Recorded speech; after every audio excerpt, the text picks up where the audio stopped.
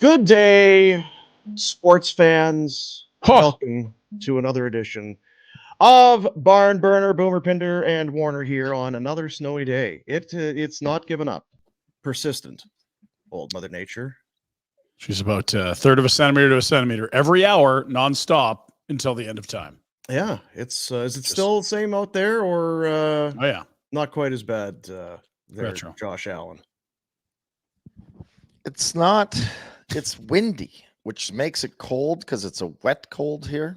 It's not a dry cold. It's not a dry cold. It's a wet cold, so it really gets into your bones. Yeah. No more snow. Okay. Right into the marrow. This is like snow globe stuff here, Dino. Like it's just soft, floating, tiny flakes all day. Well, I actually have to leave the house today. What? God damn it. No.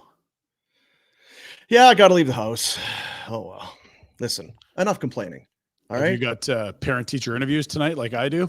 It's something along those lines. I need to get a kid and then take them somewhere and then take another kid. I got just, kids today. So desensitized from movies and television. It is not a Flames game day. Still. No. But yet today. Big Flames news. Which has just come down the pipe. Not good news. No. Necessarily. Not good news. No, not at all. But news nonetheless, as the Flames have announced that Dan Vladar will be having season-ending hip surgery. How are your hips, Rhett? My hips are the shits right now. My whole girdle is out. Your trunk? My girdle. Your my core? hip, everything? You got some laundry to do? What are you saying here? My obliques. Yeah. My triads. Triad. Yeah. That's some gang or something. My trifectas. Yeah. Everything. Yeah. Trifectas. Superfectas. Everything's just out of whack. Well, and we've been seeing Wolf. We've not seen a lot of Dan Vladar as of late. And this was one of the things we want to see more of these, see the other goalies. If Markstrom's not going to play, see the goalies, it feels like we're not going to see Dan Vladar. And maybe we need to take some stuff back because we were kind of skeptical as to maybe the nature of the injury around Dan Vladar when he was. But was that a lower body one? He was backing up one night, and then he's on the injured reserve list the next night. So this is the same thing you're suggesting. I'm just wondering if we need to take it back. Because I think we kind of suggested that, well, Wolf flew out to New Jersey because you had a New Jersey deal possibly done. And then that is true. Why would you let a hurt guy back up? I don't know. You know me. I just want to be fair. Yeah, that's true. Okay. I just don't want to be accused of being a jerk. If we've been unfair to anyone, we take it back. And especially to Dan. I don't think shit back. What's he done to anybody? I'm sticking to my guns. I think he's faking it. All right. Disco Dan. Faker. And you mentioned something, and so again, T's and P's to Dan. Yeah. I don't think it's ever good to have hip surgery, but maybe I'd like to clean things all up. Surgeries, if all things are equal. Yeah. I remember I was watching one of those things where they do things on the TV, documentary kind of a thing, one of those things. And The Undertaker had bad hips. And he said, actually, on the same day that he had the hip, it wasn't a replacement, but he went in and cleaned some up, whatever. Yeah. He said, instantly the same day as surgery, they get you up and moving around. And he said it already felt better than how he had been dealing with it for the year and change prior. Yeah, so we're hoping, I would say, as a group, the three of us and Jack, I suppose, the four of us and RJ, the five of us hope that's the case for Dan Vladar. That you are up and moving around soon and that it feels great and whatever discomfort that you're dealing with on a daily basis is gone. I hope he's dancing tonight, ballroom dancing with his wonderful partner. It's only one surgery I want. That's the Neuralink. I got to get dialed in here.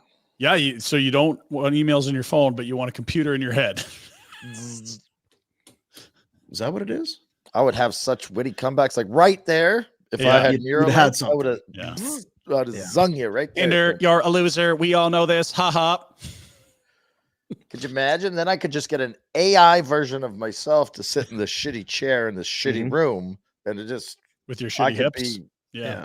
With dance your triads. Yeah. Yeah, You could be in Panama getting stem cells injected to you while your 100%, AI guy's right? doing the show. 100%.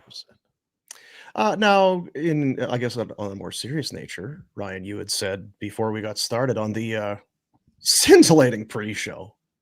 God, the pre-show's good. We should We're charge gonna for come that. up with something for all you folks out there that are interested. in We're going to come up with something. Take you behind. We had wardrobe changes, all kinds of scintillating conversation, racy behavior. Anyway, but you had not available. You had said that can't really trade a hurt guy.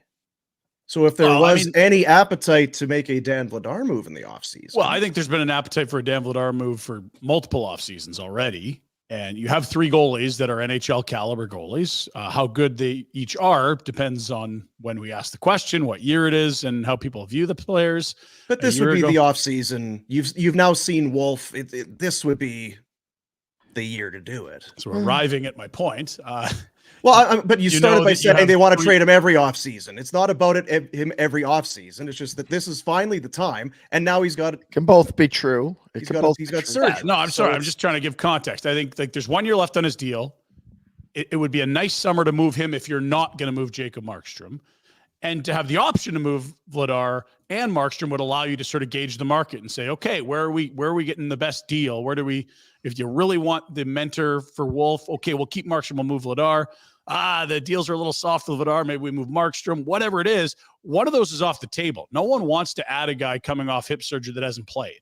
Nobody wanted and that's what he's going to be this summer. He's going to be an asset coming off surgery that people have questions about. Just let him go. I don't know that anyone wanted to add him anyway. Mike, and I'm gonna actually double back on you there. I'm gonna spin this around and pow right back in your face. Now's the season you want him to get healthy and be your backup next year. Yeah, which is probably how this thing shakes out, right? I don't think you want to trade him because you can't trade him, and the other two you're gonna keep Wolf, and I think the other guy's gonna wave bye-bye. Yeah, it's a shitty. Let's go into detail there, Red. How do you see this? So do you think it's I think it. I brought it up. I forget who it was. One of our insiders. I brought it up last week. It might have been Drager when you weren't on. I actually said that to. I said, "Is there a chance? If they're keeping Markstrom and they've got Huberdeau and they've got Kadri and they've got Backlund and they've got Coleman." Is there any chance? And I said it in reference to Bowen Byram. I think they should have got Bowen Byram. And if they had got Bowen Byram, I think you're immediately back into a let's stack the shelves and go for it again. Because you're old, you've got a really good goaltender, and you're not going to be bad enough to drop out of it. If you'd have got Byram, you'd have a top 3. You'd have 3 really young, good defensemen. You'd have a top 4 because Shillington would be your 3s. That's what I'm getting at. Yeah. Thank you. Yeah. Without Byram, it kind of changes things because I think you're short on the D side. But is there any chance that you keep Markstrom? Wolf moves up. He learns under Markstrom. He plays 25 games or whatever rest Markstrom needs, 30 games, and they go for it again because of all of that stuff. They'll have cap space. You can move them on Japani. You've had a bunch of young kids come up that have been good. You know who it would be like? Philly. Philly's supposed to be shit. Nashville too. Yeah. Nashville. Philly. They're supposed to be shit. They're going to make the playoffs. Can you do that? I don't know. Kind of went on a tangent. I have no idea if I answered your question. Well, it just talks about moving Vladar, keeping Markstrom, right? Yeah. And I was wondering because you had said you needed Vladar to be your backup. I guess you're insinuating that Wolf would also be here and that Markstrom wants out or would. I'm saying that I wonder if that. That's the answer I needed to finish with. Is I think what's that thing you're going to get in your head that'll make it the neural link? Yeah, it'll clear the CT right up. That's why I got to get it straight and really well thought. Stay tuned. Yeah, technology. It'll be so well thought out and delivered. You'll understand what I'm saying. Yeah. But I think there's 2 scenarios. Conroy's got to, I think they're probably leaning towards the other one. Just trade Markstrom and keep the rebuild kind of thing going. But if you can't get real return, maybe that other option is available. But ideally, I think Vladar and Wolf are your. I mean, but isn't that a shitty thing to say? Because I don't think Vladar and Wolf are taking to the playoffs. But if you're not going to make the playoffs next year, that doesn't mean this hasn't worked. That would be a bonus to make it next year. What you're really trying to do is develop players and collect more young assets next year, right? Yep. And I think but I think you're right. The two outcomes are Wolf with Markstrom in a tandem or Wolf with Vladar in a tandem. What you can't have is Wolf in the American League again. Wolf's freaking the fuck out if you send him. You think you're going to send him to the minors again? He's like, and Holtz fan, buddy. I'm out of here. It's just time. Like, what more can he prove there? Nothing. We need to figure out what he is at the NHL level. We know what he is at the American League level. And so with Vladar's injury, Dino, it limits a little bit of what, potential moves you might have. I don't think it's easy to move a guy coming off hip surgery until he proves that he can be back to the level he was. And to be fair, we still have a tough time telling everyone what Dan Vladar is. He's been here 3 years. Like, I don't know. He battles. There's some soft goals. Sometimes he looks great. And to the point, you would come into camp next year, and that's the word is, and that's what they're hoping, that he'll be on track to be ready for the start of the season. If it's status quo, if Markstrom is still a Flame and those three guys come in, then Vladar is put on waivers for the purposes of going down. Coming off that injury, If he's picked up off of injury, okay. He's a $2 million goalie. If somebody wants him with 1 year left, it's probably more of a likelihood, but I don't know if it is because he'd be coming off hip surgery. So, but I'm with you. You can't send Wolf down again. No, it's time. And look, Markstrom's going to control a lot of this. If he wants to play nice, Connie can probably get a haul. If he wants to be difficult, that could really limit what you get in a Markstrom trade. If he keys in and says, this is the one team I want to go to, and that team knows it, there goes your leverage. And he's got that right. He negotiated the no move. He could also be the, hey, I've enjoyed my time here. Thanks, Connie. You've treated me well. My issues with upper management weren't with you. They were north of you on the org chart. You let me know what works best for the team. Run some markets by me, and I'll let you know. We don't know which of those outcomes it's going to be.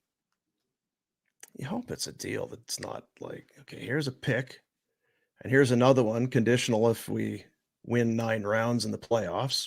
If we win 9 rounds, you'll get a second. 9 rounds, wow. And if we don't win 9 rounds, you get nothing.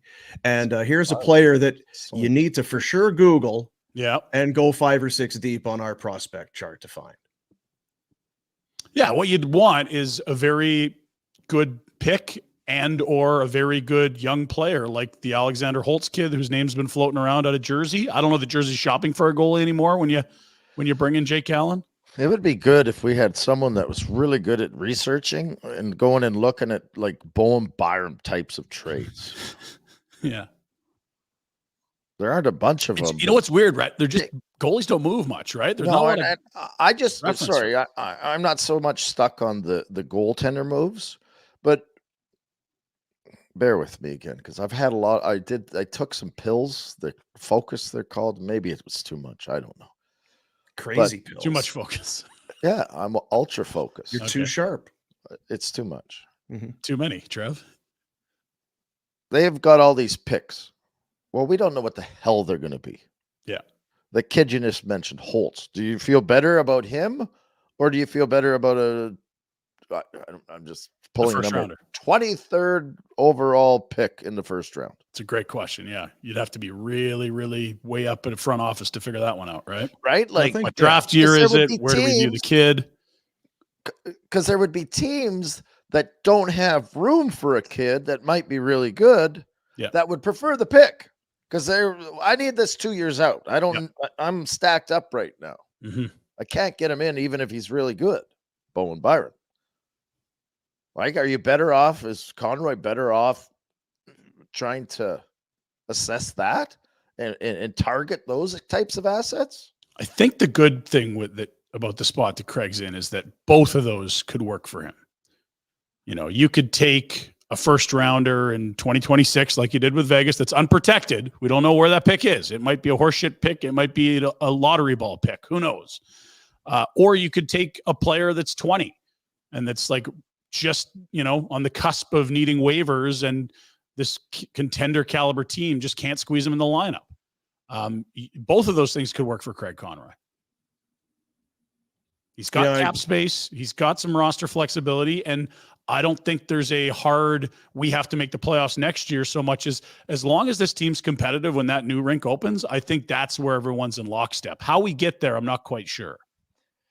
I agree that it would be a nice touch. I don't think I'm not circling anything because I don't know when this rink's going to be finished and built, and you can project in this. Fall 27 is a pretty safe bet at this point. There's even some like hockey Canada. I just think it's really difficult to decide. For that, fall of 27 is okay. We're going to strip it down, but by fall of 27, goddamn, we'll be back and we'll be deadly, right? Like it just doesn't. And I'm okay with stripping it down. I'm just saying. Yeah. It's if it can coincide, wonderful, but yeah, I don't think that should be the over. I think that's bonus. Yes, if they're in a good spot by the time the rink opens, then that's great.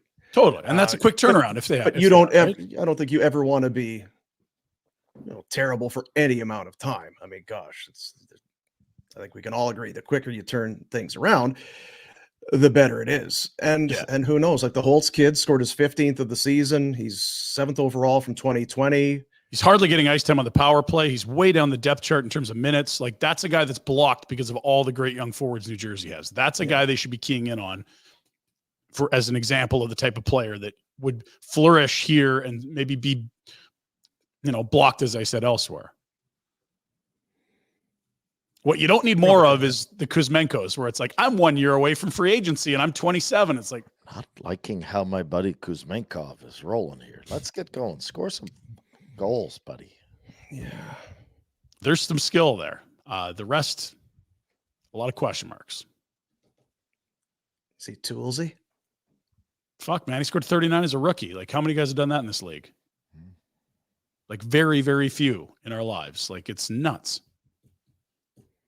And so why would that guy be expendable? Well, there's warts. Yeah. That's just the way it is. If Rick Tocchet doesn't want a guy that scored 39 as a rookie, there's got to be something going on there. Yeah. Not ideal. Not ideal. Sure isn't, Dean. Frank Seravalli going to join us coming up in. Speaking of Connie, he and Frank chatted in Florida at the GM meetings, and Frank's got a new article up today, so we can ask him about that, as a lot of what we just talked about is kind of referenced by Frank in there. After this, 5 UFAs have been traded, 1 has been re-signed, and we assume another will be re-signed in the form of Oliver Shillington. He's only 9 months on the job, Connie, but it feels like he's done a couple years worth of transactions. Yeah. And yeah, we'll have Frank in a matter of moments, but he also kind of gets into, there's the summer plans. Who are you trading? Are you trading Markstrom? What are you doing there? But also you are, for the first time in a long time, are going to have some cap space. You're going to have some money to spend. Now we know what the old GM would do with that cap space. Think so. Yeah. You could take a Get guess some anyway. fucking lighter fluid and immediately set it on fire. Right. Service Credit Union. The Service Big Share is back for the 6th year with your chance to win $1 million just by saving money. Anyone can enter by becoming a member and saving with Service. Every $500 saved gives you 5 entries into the Service Big Share contest. There's a few ways to get in. You could save in a daily banking account. Fast track your savings with a high yield savings account. Invest in a GIC Service has during this contest period with great interest rates. Transfer your existing savings to Service. It's that easy to get those chances to win $1 million. Contest ends April 30th, 2024. Skill test required. For rules, visit service.ca/win. Service Credit Union.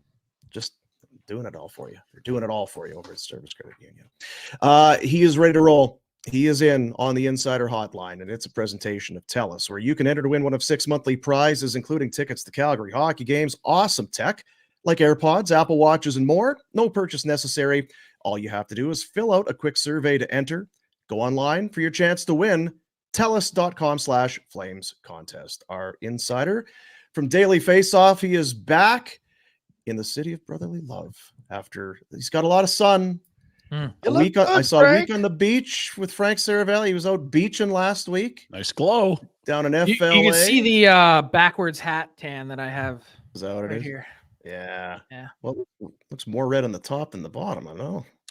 You can't get your neck burnt when you're sitting at the swim up bar. Is that right? It's a good spot. I'm up par. Damn. Well, I have a little something here, and we'll play it because it was 20 years ago today. I saw some history in the city of Philadelphia, and I'm wondering if this was a sad kind of moment. And also, this was taken off of live television. You can go ahead, Jack. We are approximately live TV 30 seconds away from the Philly. actual implosion.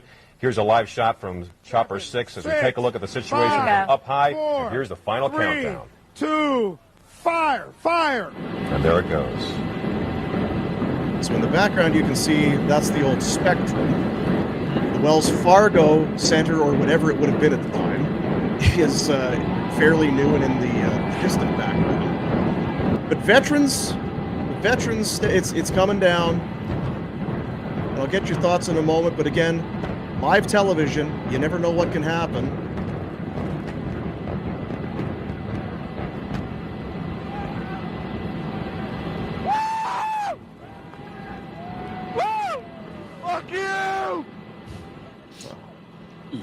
Ladies and gentlemen, at 7:01 on this Sunday morning, we can officially say Veterans Stadium is no more. So there it is. Was that a sad day? Were you sad to see that one go to the ground? No, it's actually like when you asked, the first thing I thought was, my God, that place was a dump. And so when that guy was saying bleep you, I'm like, yeah, I mean, sounds about right. That was kind of everyone's feeling, was like, it was a pretty nondescript, like the environment was always good, but that was because the fans. But for the most part, whether it was baseball or football, it was an absolute toilet. And I don't miss it. And the environment has carried on into the new places, which, by the way, are 20 years old and not exactly new anymore. It's amazing how fast stadiums become.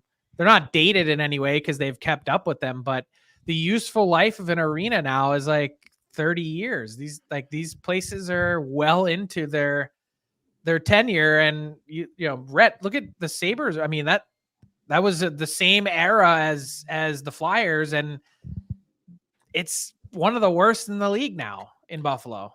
Yeah, it was my rookie year. In my rookie year, we played the last NHL game in the Spectrum, so it is exactly the same. I was at that game.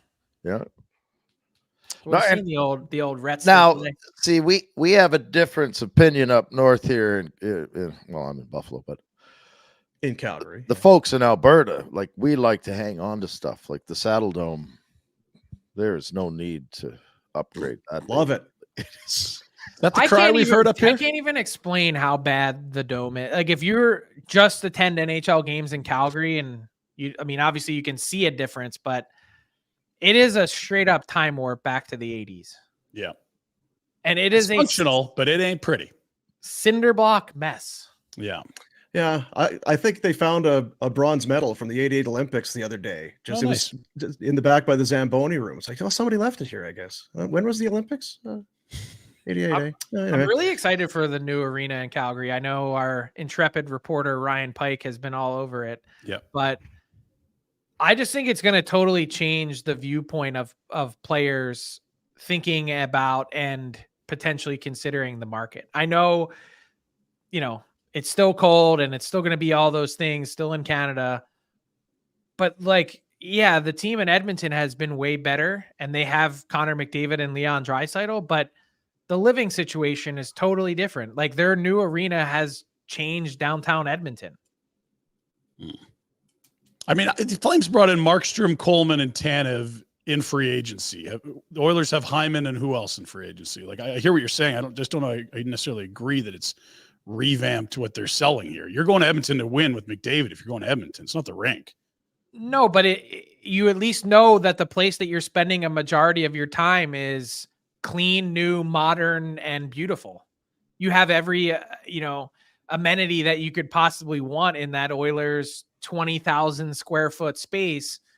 That is their locker room, their weight room, all that stuff. Plus, if you want, you can live in the tower that the team owner owns right across the walkway, and you never even have to go outside. So who are the wins then outside of Hyman? Okay. In free agency. No, I'm serious. I don't think it's done a lot. I think McDavid's done everything. Okay. Fair enough. I would say even just from a visiting team perspective too. Oh, People for sure. actually like going there now. Yeah, I'd agree with that. Yeah. Frank, if you could just say you hate Edmonton, Yeah. we can watch for me. I'll move on. then we can move on. Okay. Okay. New article up on the front page of dailyfaceoff.com. You spent some time with Craig Conroy.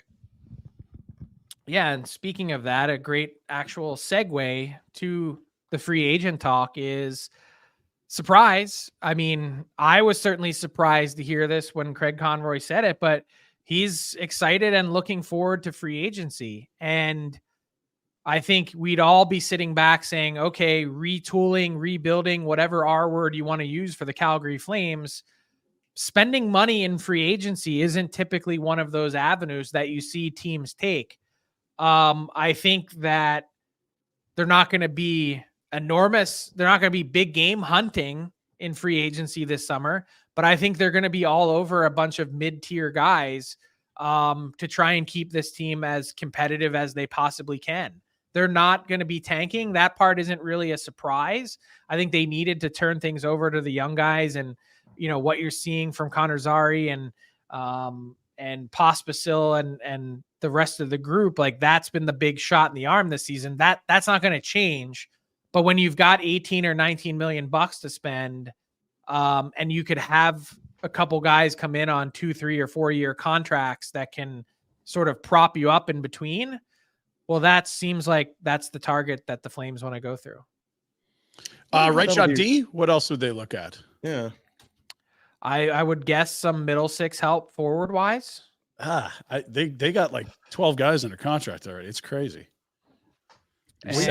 We just talked about taking some of the assets that they've got. For me, it was Bowen Byram and Pinder keeps saying Pinder. I forget the guy's name again. Holtz. Yeah, Holtz in New Jersey. Mm-hmm. If those are the kinds of guys, now you're not going. That's not free agency. No. But if they're looking at not taking a long, slow redo on this team and organization and staying relevant, is that a possibility that they target those types of players? And are those players even really that available? Well, I think they're available in the right deals, but he acknowledged in our conversation, Craig Conroy, that it's really hard to make trades for those players. And I don't think that they really want to dip into a lot of their futures and assets in order to try and pull it off. So that's what I was reading between the lines. He did obviously talk about the Markstrom situation and a conversation that needs to be had. They have not addressed it yet. The elephant in the room, which is Markstrom's comments from a couple weeks ago now, where he said that things could have been handled better up top or handled differently, I believe is the exact quote.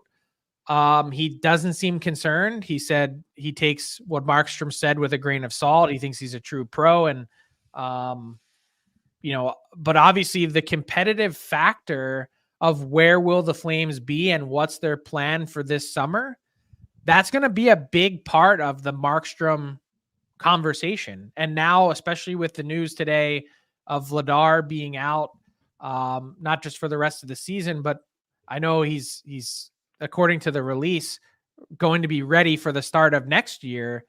Anytime you have a hip done, I think it raises some real questions about your game. Is there a chance that the tandem next year is Markstrom and Wolf?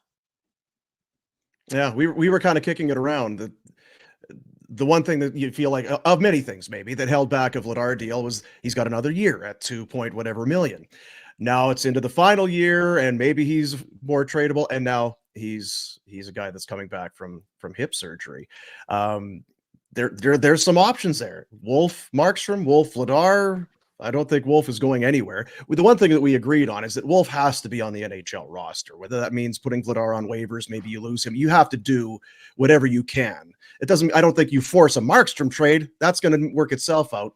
But you need to find a way to get Wolf on the roster to start the season. Yeah, and I don't care whether it's Wolf and Vladar or Wolf and Markstrom. He needs to be the constant. I think you watch these games that he's played this month and you're like, okay, yeah, like it's not progression in the NHL is not always a straight line, but it's abundantly obvious that this guy is your goalie of the future and could be an absolute star in this league with the right continued development and patience. But the Markstrom thing is going to be interesting because I think the Ullmark availability really kind of, I don't want to say it throws a wrench into things, but if you were thinking heading into this summer based on, the run up to the deadline before deadline day itself, that Markstrom was really going to be the only guy that's the top tier goalie available, the Flames were dealing with an absolute position of strength. Now, not to say that they're not, because they do have these three guys, but if Ullmark is there, and it certainly seems like the Bruins, they not only tried to make a trade, but had gotten to the final stages of it before he blocked it. With LA? Yep. That really, to me, it changes the complexion of the goalie market itself. So just to back up a tiny bit, they have Swayman and Ullmark. Swayman's an RFA this summer. Ullmark's got one more year at 5. You believe the Bruins have arrived at the conclusion that they're keeping Swayman and Ullmark will be moved? Correct. Well, Swayman's, as you mentioned, as RFA, needs an extension, and his numbers have been better this season. And he's way younger. He's younger the guy, for sure, right? Yeah, he's the guy that they're going to pay, and you'd have to think that he's somewhere in between 5 and 6, at least. He was at what 3.7 this year? Yeah. So he's getting a pretty big raise, and you're probably not going to want to be spending more than $10 million in goaltending, right? I just to kind of double back, because we talked about it briefly, and then we kind of got into the Markstrom thing. I think ordinarily when fans hear that their team has cap space and they have money to spend and they're going to be active in free agency, you get excited. Well, who's it going to be? Who's coming to town? This is awesome. But to Ryan's point, it already feels like there's a glut of wingers. Yeah, you could every team would love to have another center. You need some blue line help. We've talked about in net.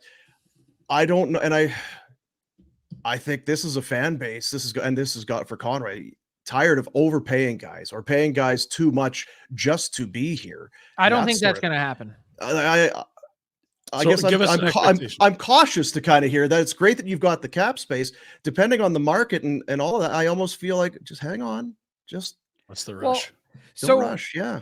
That's actually been the huge refrain in my mentions today on social media is like, oh, look, it's ownership overreaching again. That they want this team to be competitive and they're going to go out and spend and get themselves into trouble. Can't we just stick to the script? But let's rewind a little bit to the conversation we were having a year ago, which was this team's never actually going to bottom out. Not with Markstrom here. Probably not with Wolf if he plays well. Not with Kadri, Weegar, Huberdeau. They don't have the ability to get to the studs to tear it down to the studs. There's no chance that they could do that. So do you at least try and, if you don't get yourself into trouble with term, try and go from being a team that played at a 93-point pace for the last 70 games of the season, maybe bump that up a little bit so you could be a 7 or 8 seed in the meantime of where you're trying to continue to develop these players and prospects and also drafting for the future. Like, is it possible to have your cake and eat it too?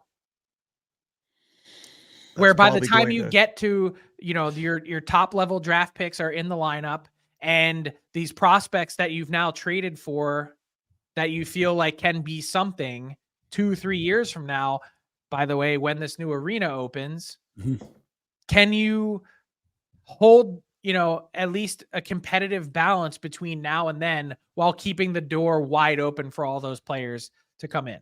So I've mentioned this a bunch. I don't know that, I want to know your thought on how important it is. Next year, they owe a first for Sean Monahan. It'll be their own unless it's the top 10.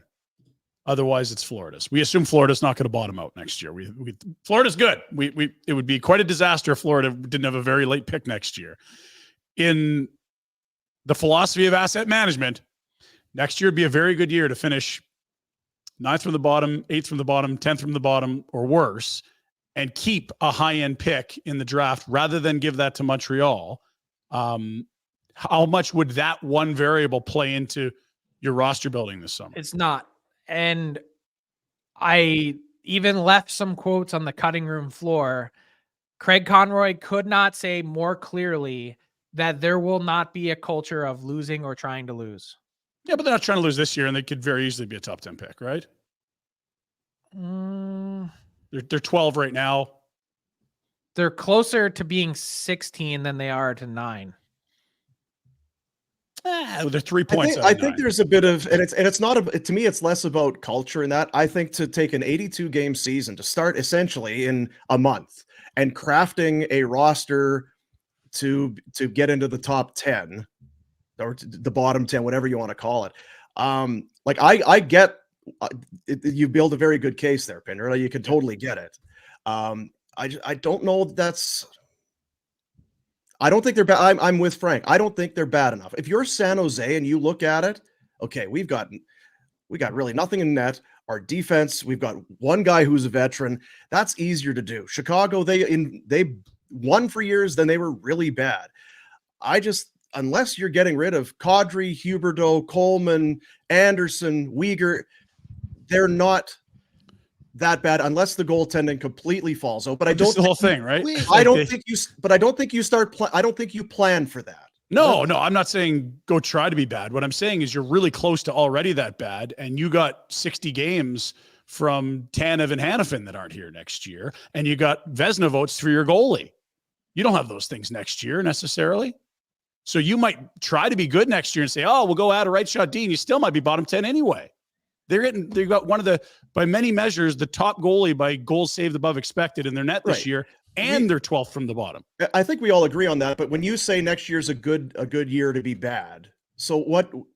I guess what would you do if you're Conroy, or what would you want Conroy to do? Well, you move Markstrom. That's what you do. You try to find the best young assets you can get for Markstrom. And unless that market is very soft or he's keyholed on one team, then he comes back. But otherwise, you move him because you're going to have less saves next year, almost no matter what, if Markstrom's gone. Even if he's back. He hasn't had 2 consecutive strong years here, and this is about as good as he's looked ever. Can I ask Frank, because I'd rather have Frank's opinion than you two idiots, but can it be done? Like, when you look at the good teams out there, it feels like a lot of them weren't very good, and they've got a high-end center, and you know what I mean? Like, there are trademarks to really good squads, right? Goalie, top-end D, goalie, a number one center that's dominant, right? Like, can Conroy thread that needle? Is it possible? Are there examples of teams that have done it? There's one right in front of you staring at you in the face. The Nashville Predators. Oh, they were not trying to be good this year. They made a bunch of changes. But there's a difference between being good and I guess what? I think, and we talked about this last year at the end of the year. What Flames fans, what Pinder's annoyed with, I get sick of, Boom gets sick of, Flames fans in general get sick of, is this middling fucking middle that we seem to find ourselves in forever. 7th to 10th in the West. We're not really bad, and we might make the playoffs next year. Absolutely. That is 100% the case. And if you make the playoffs, you have a chance. But damn it, when you look at our lineup, you really got to squint. You really got, Zari's been awesome. Pospisil's been awesome. They're a million. They had, like Pinder just said, you had Vezina goaltending. You had top 4 defensemen that were really good. You're still nowhere near the playoffs.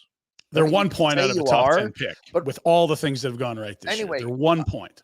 But even with all that aside, can you thread the needle to becoming an upper echelon team where you're locked into a playoff spot for 5 to 10 years and you're going to be good? Because I don't know that the Flames, they might make the playoffs next year, but they could finish 5th. That's a big variance. So here, if I were to spell out and this wasn't verbalized to me, I'm just reading between the lines, that if I think the way the Flames are looking at these next 2 seasons beyond this one are flip a coin. If we get in, fine. If we don't, fine. It's not really our focus. Our focus is 2027 and trying to make the playoffs from 2027 to 2032. And being to your point, a really strong team that has a chance to contend then. And the only way to do that is by drafting well and getting picks and piling and stacking those things up on the back of your scouts. That's how I think they're really thinking about it. But in the meantime, knowing that you're paying these other guys anyway, and that you're, it's not like you're going out and instead of spending, 62 or 82, like it's still a significant sum of money, whatever the floor is next year. You might as well spend just a little bit more and at least give yourself the opportunity to get there. Well, and you can go get those assets, and if it doesn't work out, trade them as well, I guess. But the point is, they're not going to be getting married to anyone this summer that's going to be a pain in the ass contract at any point in time. That would be the fear, yeah. And so they it's might not go going to be shopping for long and buy term, nothing. and it's not going to be for big money. I was going to say, don't do anything day one. Don't be a day one team. You have cap space, you have cap money. There will be bodies. I feel like the bodies of it that they would be interested in or should be aren't top of the market guys. Then that's what I said right off the hop, was not high end players, but the mid tier guys for 2, 3, 4 year deals that can help bridge this gap between here and there. When not only do you need warm bodies, but to Craig Conroy's point, you need vets that can help teach your young guys. And they've got some of those guys, but did you guys see the clip this week of Nick Foligno battling with Kevin Korchinski in Blackhawks practice? Yeah. I could not, and we played the clip on our show today, could not love that clip anymore. 36-year-old guy, 1,200 games into the league, 10 to 15 games left in an otherwise dreadful season with a team that has a 300 points percentage. And they're doing battle drills in front of the net. And not only is he battling hard and is willing to get pushed around by a 20 or 21-year-old defenseman, but then afterwards, after battling his ass off, is slamming his stick on the boards, loving it, and celebrating the whole process. Those are the types of guys, not saying Nick Foligno specifically, maybe there's a better version of that, but the culture part of what the Flames are trying to build, I hate the word culture because it gets thrown around so much, but they need something better than what they've had, I think, the last few years. I think Backlund is a big part of that, but they've got to ratchet it up a bit. And this whole idea of, to your point, Pinder, of being like, hey, you know what? We want to try and get inside the top 10 for a pick next year. Like that, I don't think that's any part of their thought process. Yeah, well, that can't seep down to coaches and players. You build a team to try to win, but also understand if you didn't get Vezina goaltending, you're firmly in the top 10 right now. What did you have there, Rhett? I was going to say, because I love what Frank's talking about, because it pulls at my heartstrings, to be quite honest, because I believe that there's not enough guys in the league that have that in them. And I'm talking about what Foligno's showing you. Anyway, to tie it to the Flames. Classic Rhett boner there. I think there's leadership in that room, but there's no personality. And to me, I don't know Foligno personally, but from the clips that you see, he's got personality along with the leadership stuff. Do you know what I mean? Like, Kadri might be considered a leader, but there's quiet leaders, and then there's guys with personality. My complaint about the Flames organization right now, their leadership group doesn't have personality. It doesn't have pizzazz. It doesn't have a sense of humor to it. I know Backlund, I know him personally, and I think he's a good person, but that's not him, right? Like he's not like that, Foligno. And I think that what you're saying would be. So you don't want to be building any more Lego towers. Is that what you're saying? You know what? You need to, because it does take a special guy. Because you can have guys who are later on in the career, and if it's a non-playoff season, they may have zero interest in babysitting or being a Crash Davis for Nuke LaLuke kind of a thing. But Nick Foligno is doing that, and we've kind of also that we saw him bugging around with Bedard and stuff. You love seeing that. I just wonder how rare it is to find a guy who realizes, I'm probably not winning. I'm just trying to think, because Foligno chased it for a while, right? He was in Toronto for a year. Yeah. It didn't work for him. Boston.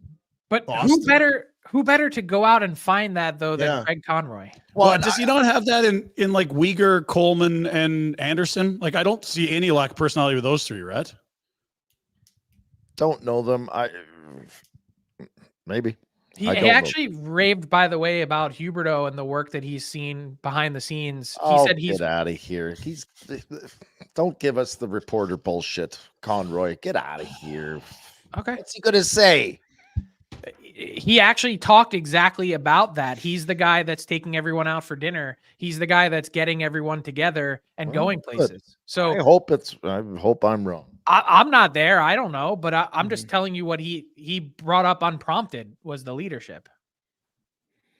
I saw that you had a meme. I think it was maybe on one of your other shows, one of the other 10 shows that you do. I'm guessing this was on.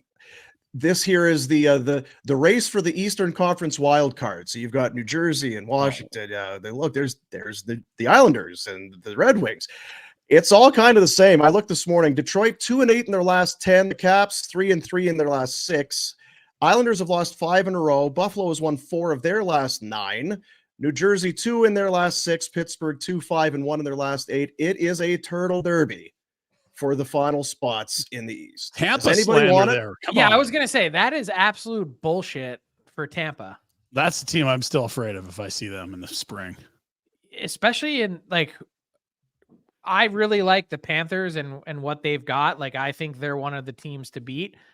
But like, if you were to put Boston and Tampa together in round 1, like I think it's a 55-45, close to a coin flip. Like, We'll talk to whoever's building the meme there. I know you just took it off of Twitter or whatever. Okay. So I'm with you outside of Tampa Bay. But I would say the rest of it is, I would say it's a pillow fight, but that's a disgrace to pillow fights because at least pillow fights can be entertaining.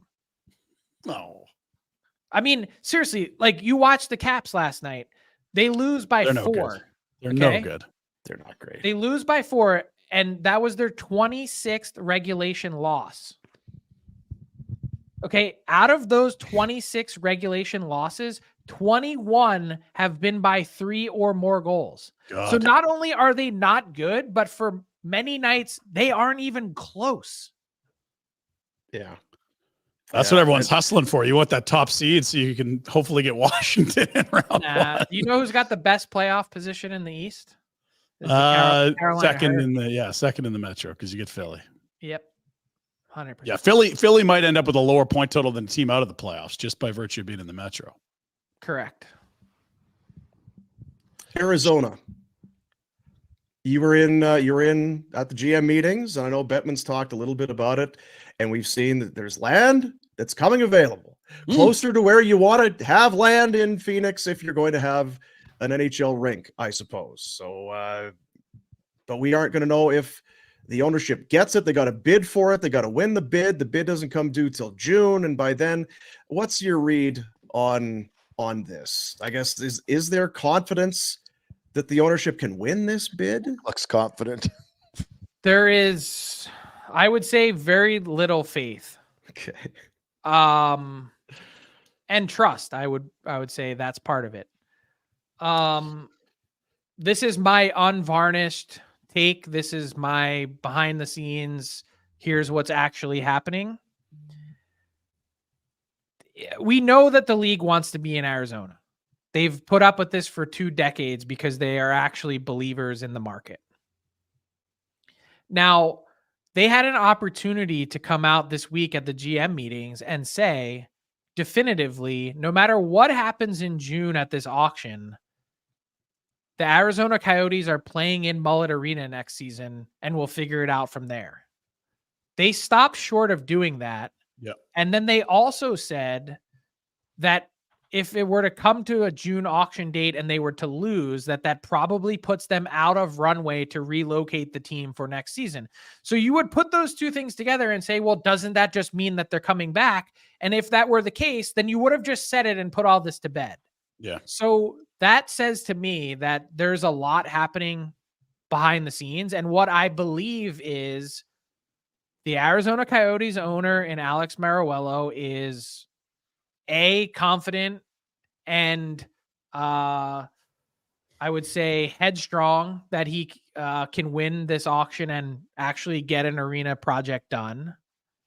And B, the NHL is trying to understand its own possibilities and legalities of what would it take for us to wrestle control back of this franchise should we need to go down this path where we feel like enough isn't getting done to actually pull this off.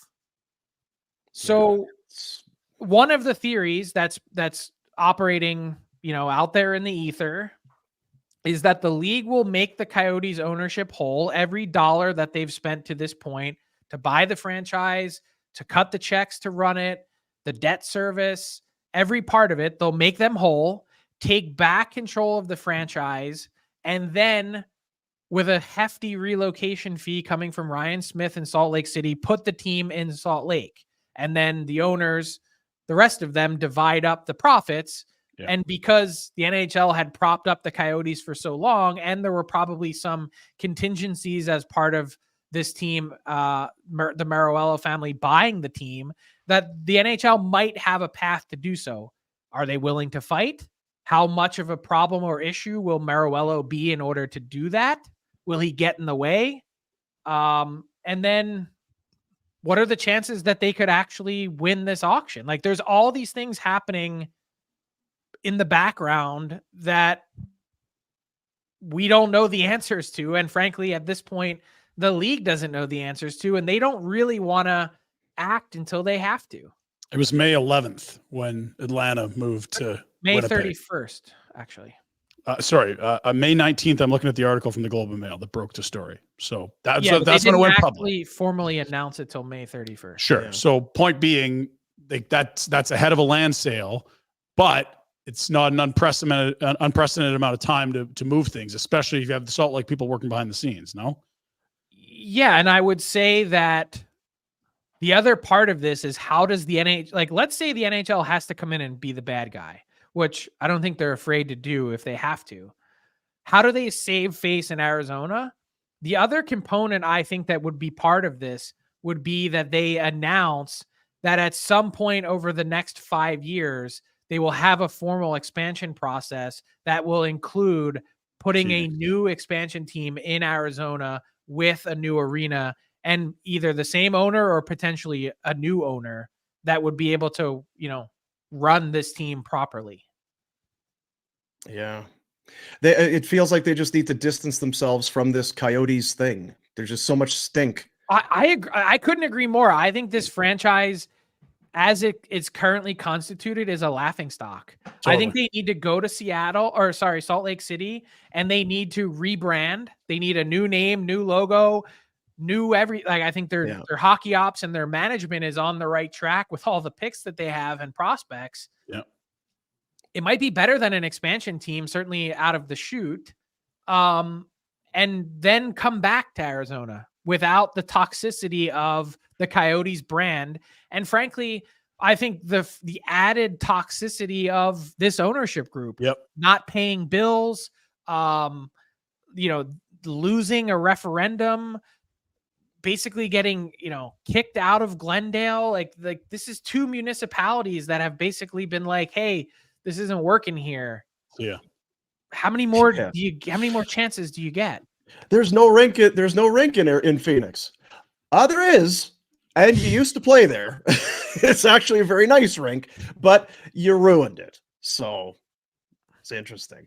You know what? And we'll let you get out of here, but I was thinking, if you're a billionaire, what gets your heart racing? This Ryan Smith in Salt Lake City. How bad do you want the Coyotes?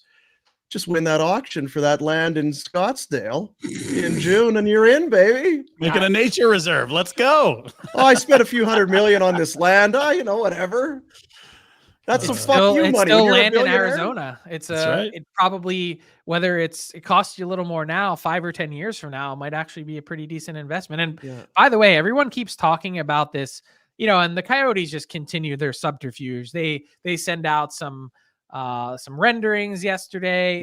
No one has really even mentioned the site that they're talking about is still not really ideal. It's still 25 minutes from Scottsdale, where everyone lives. And it's a pain in the ass.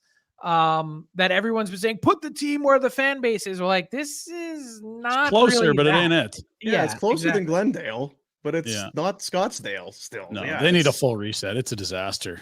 Yeah. Oh man, I got stories I could tell you for days. They would require many, many beers. Let's do it. Maybe Get if I Stampede? come, maybe if I come to WrestleMania with Boom Boom. Rhett's Rhett, got it you're in all his talk. mind. Rhett has it in his mind that I need to invite him to WrestleMania for him to go to Philly for WrestleMania. Where's the invite? I'm with you, Rhett. What the hell? You know, Frank, when he asks somebody, you kind of you throw it out there and hope for a return engagement. Maybe you just struggle reading between the lines. Maybe he just doesn't want to spend the weekend with you. It's hard to say. We'll more on that next week, I suppose. Frank, appreciate you, pal. Have a great weekend. We'll talk to you, I guess, on Monday. See you guys. You betcha. Frank Seravalli, our NHL Insider Daily Faceoff. Again, the article with Craig Conroy, it gets into more stuff beyond that.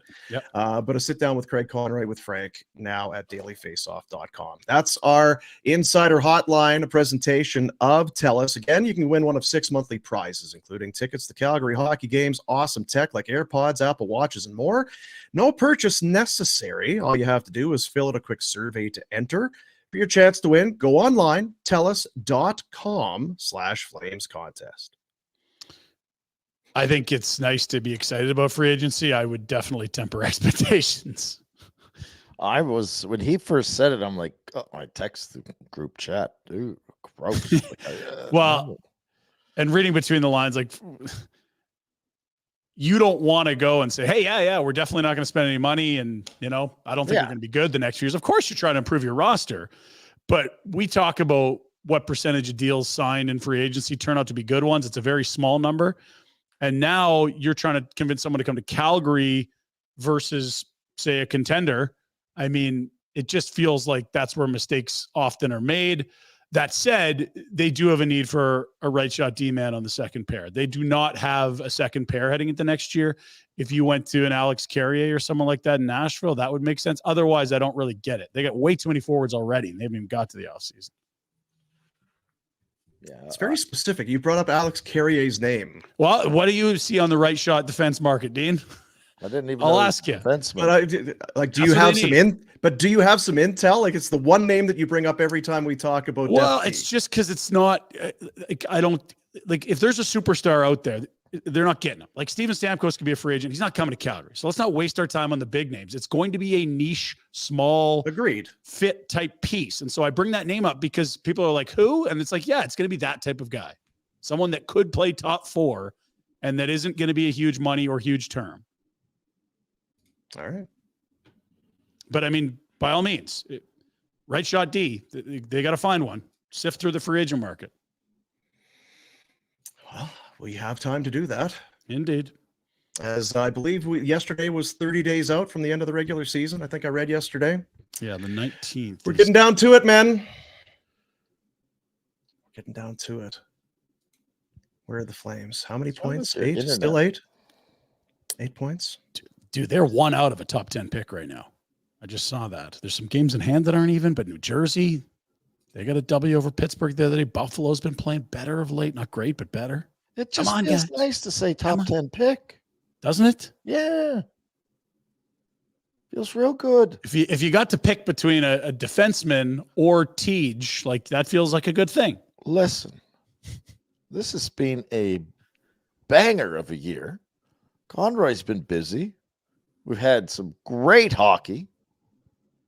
And we're going to get a top 10 pick. Shut the front door.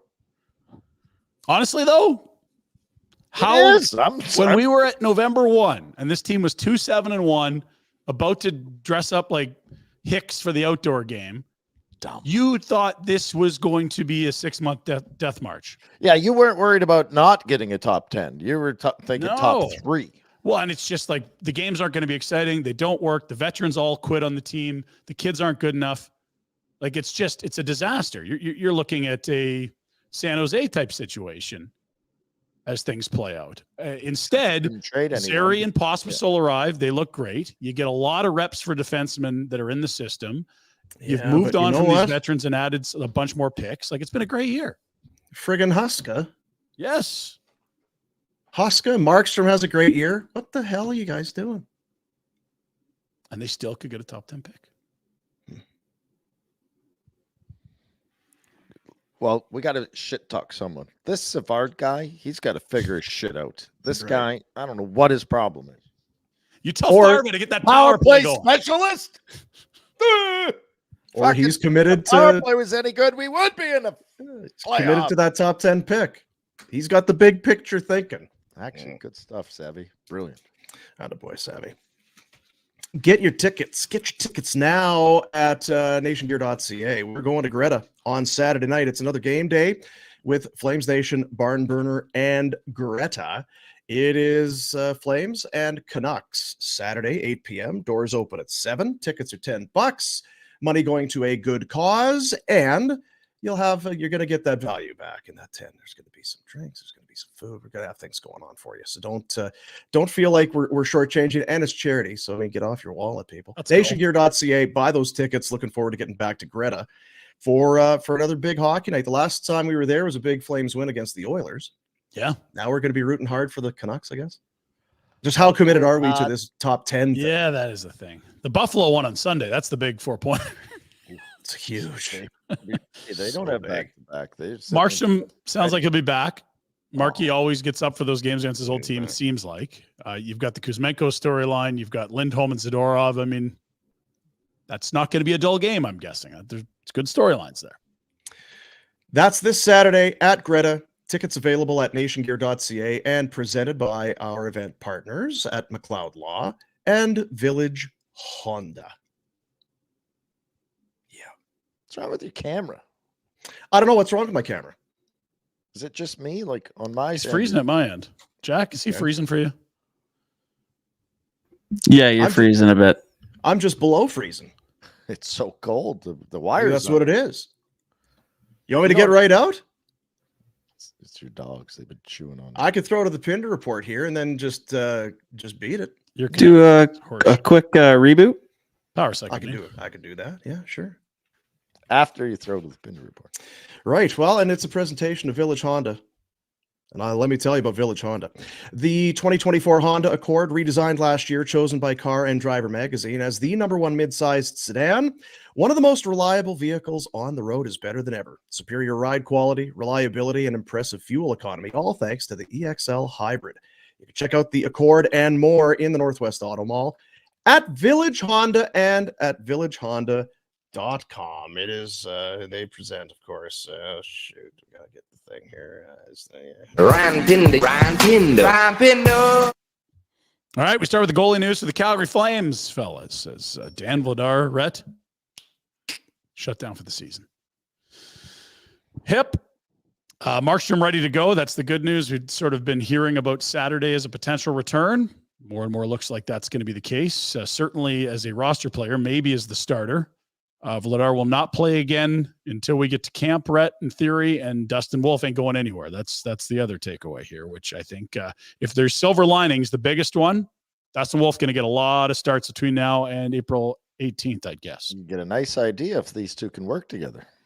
Would be nice, yes. And as noted by Frank, a .944 save percentage from Wolf in his last. And if we want to dig into it, I could do some analysis of this Vladar injury and offer up some advice.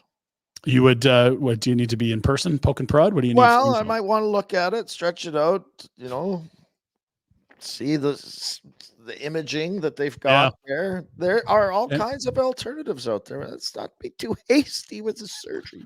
I'm stunned personally that Connie hasn't brought you in as some sort of medical analyst / advisor role here to help with this stuff. I'm with you. You could be shooting some stem cells into that hip. Do we need to do surgery?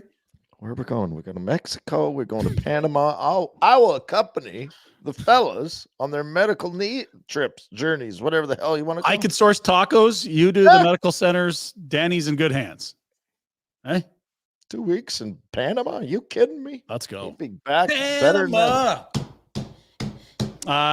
let's go to the standings. Where are the Flames at? Well, they're still kind of where they've been for a long time here. Barely over 500, but they are And What else definitely, Seattle doing? yeah, they got to get going here. No, I want to make sure we're not. I think the Flames are 3 games over. Seattle's 1 game over, if I'm correct. I'm just going to verify that right now because, this is Seattle's got Vegas tonight. Come on now, fellas. Yeah, they've got 1 game in hand. I think Vegas is struggling. I think he can catch him. Come on, And Seattle. It's not Hill tonight. It's Thompson. So we'll see. Come on, Seattle. Pull up your socks. Let's go. 3 back of the Calgary Flames in the Western Wildcard chase. The Frank article that we alluded to, here's what she looks like up on FlamesNation.ca and also, I guess, Daily Faceoff. There'd be a little double up there. Connie talking about the summer. Lots in there, including most of the conversations we've had today. Now, Rhett, who was that great college free agent they just signed at Mankato, Minnesota State, centerman? Michael Norton. Hank Horton. Horton hears who's. He's back at it again. Game 2, Rhett. Oh, he doesn't piss around with. Goes inside out. Cole Schmidt. Tic-tac-toe. And the first professional goal for Sam Morton. We've got a tie game. 45? I wore 45. What a jersey. Where the hell did you wear 45? Florida. Wow, what a 24 hours for this young man. Well put, Sandra. Good 24 hours indeed. Primary helper in his first game, scores in his second. Horton hears who's. No booze. Cheers for Sam Morton. Goal and an assist through 2 games. The college free agent. Not bad start. Great signing. Yeah, that boy Connie. And Kate. Wouldn't it be that the thing that your legacy you'd want it to be in 5 years if you're Keg Conroy to be like, yeah, they might have messed up an ELC deal, but God, he had an eye for talent. That's what you want people saying about you in 5 years, right? I believe so. Yeah. Yeah, that'd be the thing to do. We got lots of scouting reports in the comments as well. People liking his skating, blah, blah, blah. Okay, good. Greta's Saturday. We told you Canucks Flames. Check out the additions here, Rhett. There were big screens before. These are huge screens now, dwarfing the 2 tops. New TVs in the alley at Greta. Love it. Ready to rock. Love it. Nationgear.ca. $10 all goes to charity, and you're going to get all kinds of drink specials, food, prizes, trivia, and Dean will sign your undies. You can line up all that. Hugs for Dean. Free hugs. Anyway. What? Yeah. Free hugs from Dean Saturday night. Did you see the new screens? Big screens? I did. Fancy. Thanks, Casey. How about Case? And very high probability he's less obnoxious than the last party when he had the bullhorn going in an Oilers loss. I don't know if that's true. I've never been around him when he's not obnoxious. Sounds like someone we know. Ovechkin back at it again last night. 2 goals in Calgary, and why not another against Toronto last night? Problem is they made this nice graphic, and then he immediately scored again. So he's now 49 away with the rest of this season plus 2 more. And suddenly at 23 goals on the year? Like, he going to get 25, fellas. No sweat. It's too far out still. It's Too far out. It's too far out. He ain't doing it this year. So maybe No, he's not. But if you could get that total under 40 with 2 years left, Close to God, it feels like a countdown. slam dunk. It's been good. Since Jan 27, when he got on this heater, there's only 2 other players in the league that have scored more than him. That's my birthday. good company. And it's the day after Gretzky's birthday. Yeah. Save the best for last. If there's a Gretzky fan out there that's playing, do you think they'll take a run at Ovi and try and knock him out so he can't do it? Not sure. I don't know that we talk about Wayne. It's like, oh man, the goals. It's like, no, God, no. He's like the points. He's like 1,000 ahead a second. Good goal scorer, but come on. That would be the opposite of trying to help a guy near the end of the year get a bonus. Yeah. For incentives or something to knock out Ovi to keep the record intact. That's poor sportsmanship. You got to make a name for yourself, Dean. You got to get noticed out there. Yeah. We saw the Pasternak hat trick the other night in Boston. yeah. We missed this. This is good stuff. So obviously throw hats on the ice for sure. But this is a new vibe. There's a snake in that bag. The snakes are later. This is a bear pelt, Dean. And Past is like, you know what? I might wait now. I'll take that. Like, check this for ticks, and if that's clean, I'm taking it. I don't mind that. I can wear that to the team party. Just make sure it's not soiled, huh? Yeah. Yeah. Just Awesome. hang on to this. Put that on. Yeah. Be great. Man, you think about a team that lost Chara, Bergeron, Krejci in like the last 3 years. Tied for first in the East. Not bad. Unbelievable. There's your culture, eh, Rent? Yeah, I think there's something to be said about the culture in Boston. Speaking of hockey, culture, leaders, glue guys, we challenged you all to go do the puck doku yesterday as we helped design it. So a lot of people sent them in. Rhett, your photo for this puck doku is just phenomenal. Isn't that nice? Are you teaching people to surf in LA? Look at all this. Wherever you need me to go. All goalies but you there. Look at that. And that was, if you didn't catch on. So wait a minute. You qualified for all of them? Rhett. Well, now I feel bad because I was kind of saying, like, what kind of a plug? Well, go two back, Jack, because 700 and great company. Go two back. Look, man. Bedard, Tim Thomas, Pekka, Tage Thompson. There's some great players here, Rhett. You and Terry Sawchuk. Always we talk about you in the same breath. Yeah. Same era. Yeah. I don't know why they brought the black and white camera out for him, but okay. Yeah. Anyway, yes. And Mike Peck. Pekka. Are you encouraged? Do you feel like this puck doku? I gotta go check this out. You can go check it out every day. There's a new one every day, bud. I try not to use my phone. Once he gets that Neuralink, he's in. Yeah. Have to look at his screen. Once it's directly wired into the skull, I'm in. Gotcha. Look at this hair, by the way. Christ, that's a mullet. I was gonna say, does that qualify as a mullet? Because it feels like it does. Look at short at the. That is all business at the front. It's gorgeous. That's what it qualifies as. Yeah. Don't where break are it we down into one thing or the other? Take it all in and just admire. Take it all in. From Drink it in. 96 to 08. Where are we here? Well, I think that's a Flames jersey. Yeah, it's a Flames jersey. That's a good hint there. Yeah. Yeah, that looks good. Stampede right there. That's You a vibe. got Stampede. that lazy eye starting to kick in there. Oh, yeah. From this CTESPN. And Dino, the follicles per square inch on that upper lip. I mean, oh, look at it. Unbelievable. Yeah, God, I look young there, huh? I'm growing the flow back. It looks like one of those. It looks like the side of a box of matches. You know, you get the big boxes of matches, and on the side it's just that igniting strip. Yeah. KQ, I'm growing it. I'm growing it out. I went to grow it out. The guy effed up the haircut. Come on, buddy. You got one job. Can't be trusted. Yeah. I said long in the back. Tonight? I didn't go to Great Clips. Yeah, apparently not. Problem. No. A lot of non-Flames games tonight, Dean. Someone told me 11. I don't know if that's true or not. We'll take it's 11. Yeah. There are a lot of non-Flames. We'll dive into some of those with DoorDash and Betway later on. We should do an 11-day game parlay.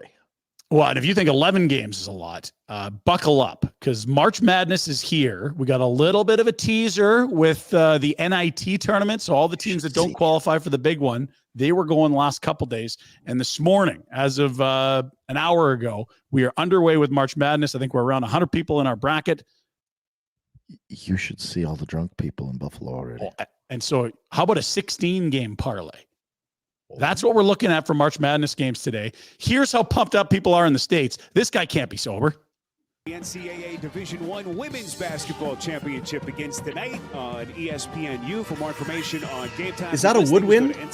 That is a clarinet. That's a woodwind. Yes, that's not brass. The NCAA Division I and that's Montana at the NIT. The question is that guy actually in the band, or did he just steal a clarinet and get up in there? Is that Pinder? Or is that you? Yes. Well, I'm here right now, but my doppelganger busy.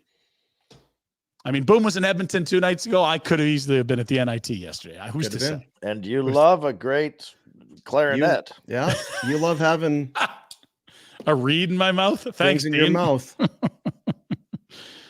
Now, we got to find a team to get behind. And I noted this team yesterday, and then I saw this on TikTok.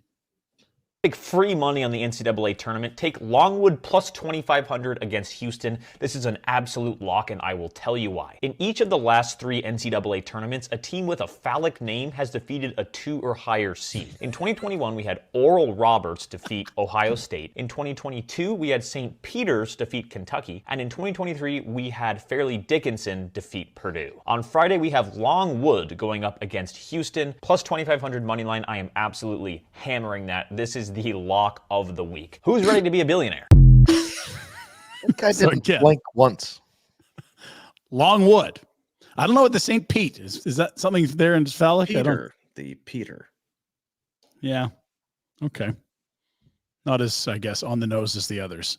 Longwood, a 16 seed. I'd before you take that man's advice, just careful now.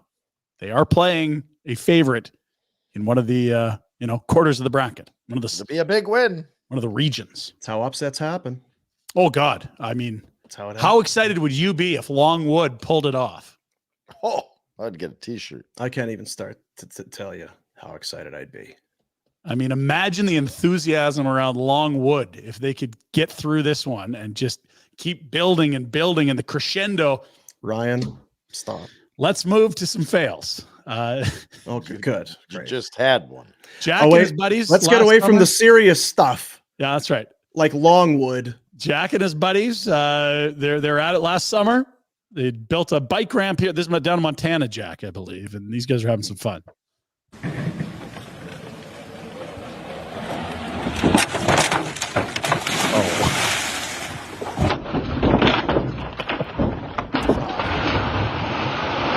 Hit Jack, the ramp. you need better supplies, buddy. Come on. Idiot. Jack. Jack. You barely hit the ramp. Riding a shitty Kuhara BMX.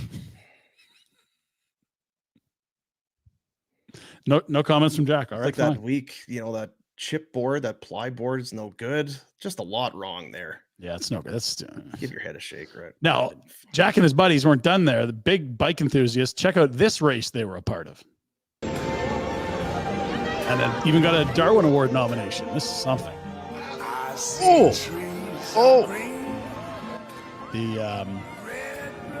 This is getting worse. Oh, yeah, this is wow. How many guys are out here? If you're way back there, you were bailing now, weren't you? Yeah, hit the brakes, guys. Down. This is holy crap. There's a lot of broken bike gears. A lot of there. yeah. They're still coming. Only minor injuries. Oh, thank goodness. Yeah. Fat guy parasail? All right, let's do stop it. there for a second. Okay. Let's go back to that and let's picture that this happened in Canada and it's going to overwhelm the medical system. Can we not charge these asshats for being stupid? Yeah, there should be a stupidity tax. You're Like, enter an event like this, there's like $1,000 that goes towards your future medical costs. Yeah, you show up at the hospital and the doctor has to say, so how did this happen? Oh, we were biking down a groomed downhill. Yeah. Well, because that's what I was going to say. Yeah. My question would be, how doesn't this happen every race? Yeah, or does it? Because I don't see it takes how this one person to slip and fall and then kabong. Yeah. Not good. And how many people are in this bloody race? How do you get those bikes up there, that hill? Great point in the comments as well. We got a lot of questions. I hope that's not in Canada. I don't want to overwhelm the healthcare system. Well, and you know what that is, guys? That's some of the modeling the city's done. That's what the new bike lanes in Martin Loop, what they're going to look like. Yeah. Bike lanes. Fat guy parasail. Didn't even say your name, Dean. Let's have a watch. Oh, that's good.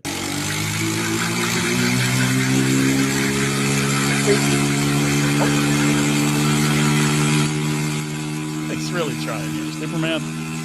Oh, boy. That boat does not have barefooting. Not enough HP. Yeah, the 9.8 horse there, the Evinrude. You need another Evinrude. Yeah, you're gonna need some twin prop. Now that guy and his buddies, that was a tough day. Walk it off, a little embarrassment, but you know what? Couple beers, let's get that behind us. They're down in Mexico, still lots of good times. What is all the beer? Good Lord. That's one of Jack's Call of Duty nights, it looks like there. Fellas and are somewhere in there, Pinder is still there because there's people away. DJing. Yeah, DJing. You're doing high kicks and playing I'm like, guys, wait for the banjos on this song.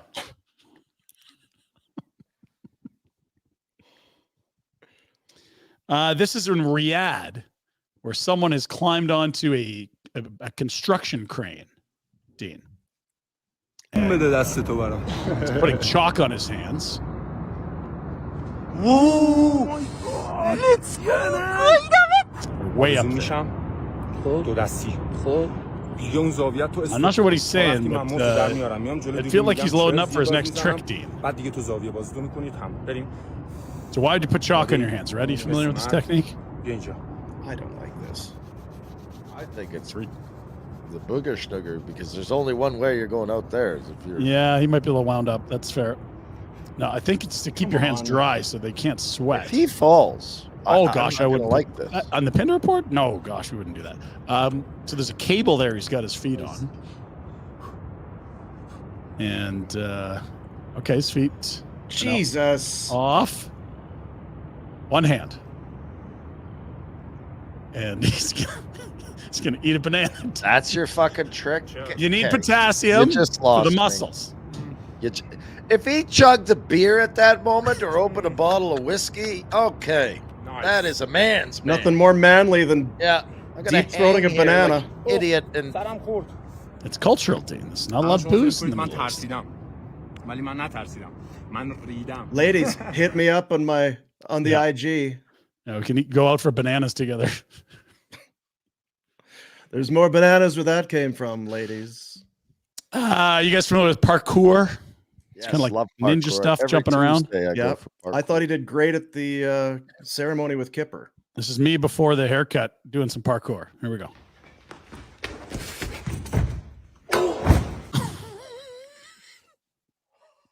the intensity of it. Look at the eyes. He's just focused. Oh, stuck the landing. There again, what's he trying to do? Well, I think he kind of gets so focused here. He doesn't see the beam. He's dialed in. The handle there. Oh, dear. But the beam didn't just pop out. No. When they were setting up the mat, like setting all that up, I'm guessing that beam was there. What if he went a little bit further? Like, what if he misses and goes to the left and gets impaled on that other one? That's tomorrow's Pinder Report. We'll have more from him. You ever driven a car in Asia, Dean? Yeah. Because it's a great adventure. It sure is. So, I mean, the question really is, okay, there's lines on the road, sure. They are irrelevant. And Rhett, you've traveled the world. You've seen scenes like this. Let's have a watch. We're somewhere in South Asia here.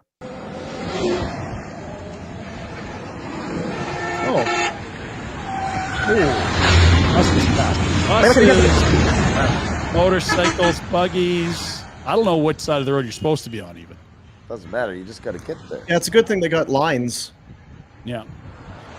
And it just doesn't really stop. Like, this is all day. Tractor in there? Like, what the hell are we doing? Tractor. Look at this. You got to be alert. It's not a Sunday drive. Come on.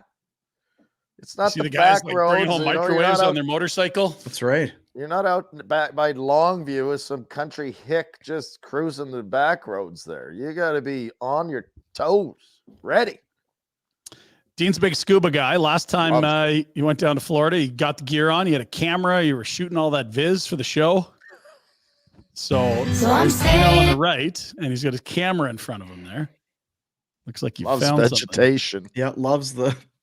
Now that's just got to be a dummy. That's got to be something floating. Oh, no, I take that back. No. Just wanted to watch. He was interested in what the guy was filming. That's the nicest alligator we've seen. That guy was cool. Hey, what's going on? What's up, man? You got a smoke? What's there's some coral or something there? What are you looking at? Hey, just settle down, dude. What did you hit me for? What? Settle down, man. I'm not gonna bite you. You do that again. Right. You remember when Dean bought ramps? Loves ramps. Yes, he was so excited. And the ramps are part of a dream. And the dream was to tinker. To tinker on cars. What is it? A monkey wrench or a jar? Grease monkey. Grease monkey? He just wanted to work on old cars, fix up old cars, just clear my head, tinker with cars. There's a lot of passion inside him. Yeah. So, Dean, this could be you if you just followed through on your dream. Right. I'm not sure where we're going here. Yes. That was my hope. I actually think so this is much perfect. build up. I actually think this is 98. perfect.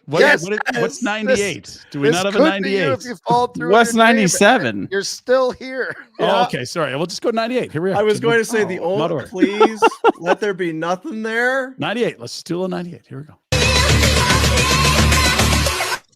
So this AC little. Do you want to set this clip up again, Ryan? No, we're good. We're okay. Good. So there's some weird noises coming out. We're tinkering. That's too much. A lot of leaves. Yeah. What the hell is that? That's some sort of a snake skin for sure. Right, but how could the snake skin get in there? Oh, hi. It's still there. Yeah. Could have been in you, your dude. air vent. Yeah. Oh. All right, now let's go to that Airbnb that we had in Nashville. Let's head to that. We took this video before the draft.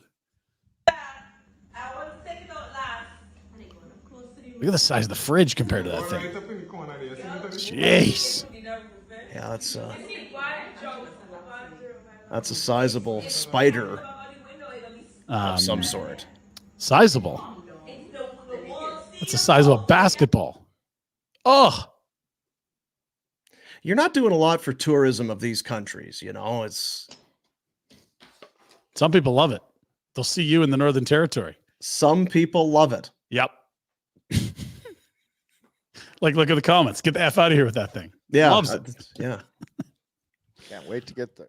Well, so maybe it's cuisine that'll entice you to travel. Because we've had a lot of great food here, Dean. Cuisine. Yeah. Sound up.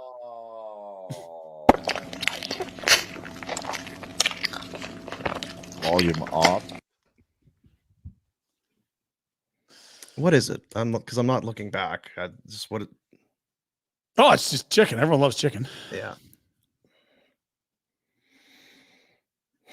On the one Pinder Report last week.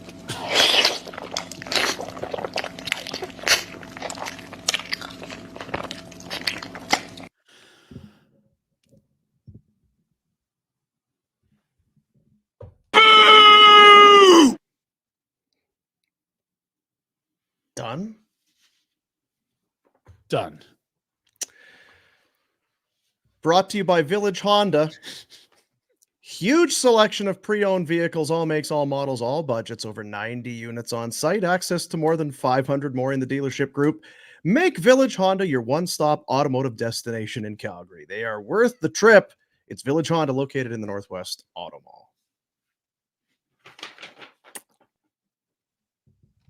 So Vladar's out, and Markstrom will probably start. And okay, Zeri might be. Like of all the I'm nauseous by that. That's gross. Yeah. That was. You don't like chicken? No. Like Padres and Dodgers played a game. Manny Machado hit this massive home run. No, let's show some woman eating some goddess, dude. Spoiled jellyfish guts or something. The pleasure that he takes in this.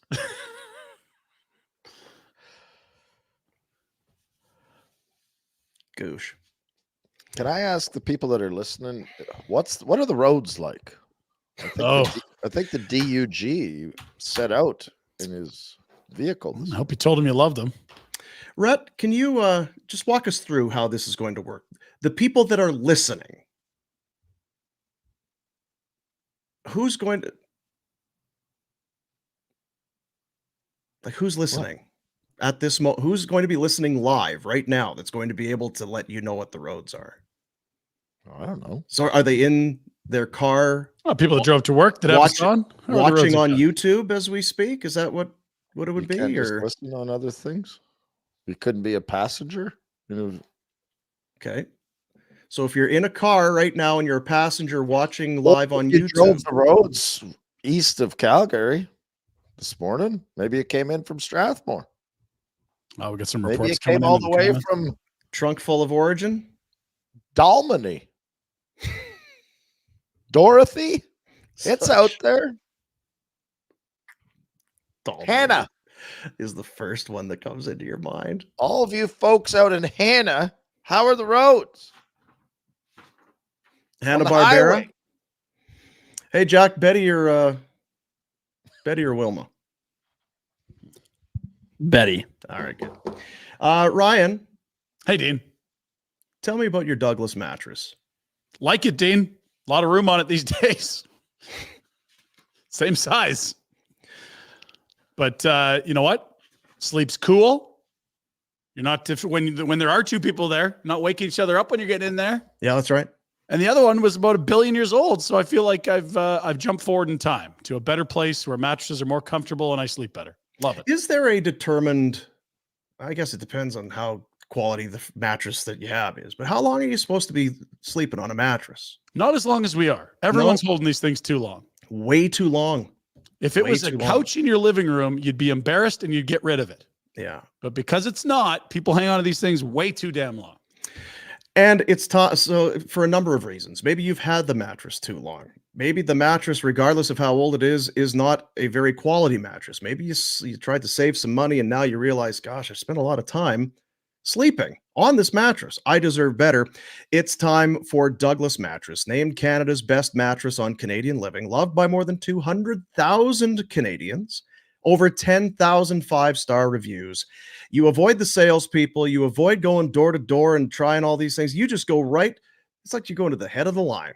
Mm-hmm. Shows up at your door in a box, vacuum sealed, free shipping, coast to coast to coast. You bring it in your house, you open up the plastic wrapping, it expands to its full size in a matter of seconds, and you start having incredible sleep.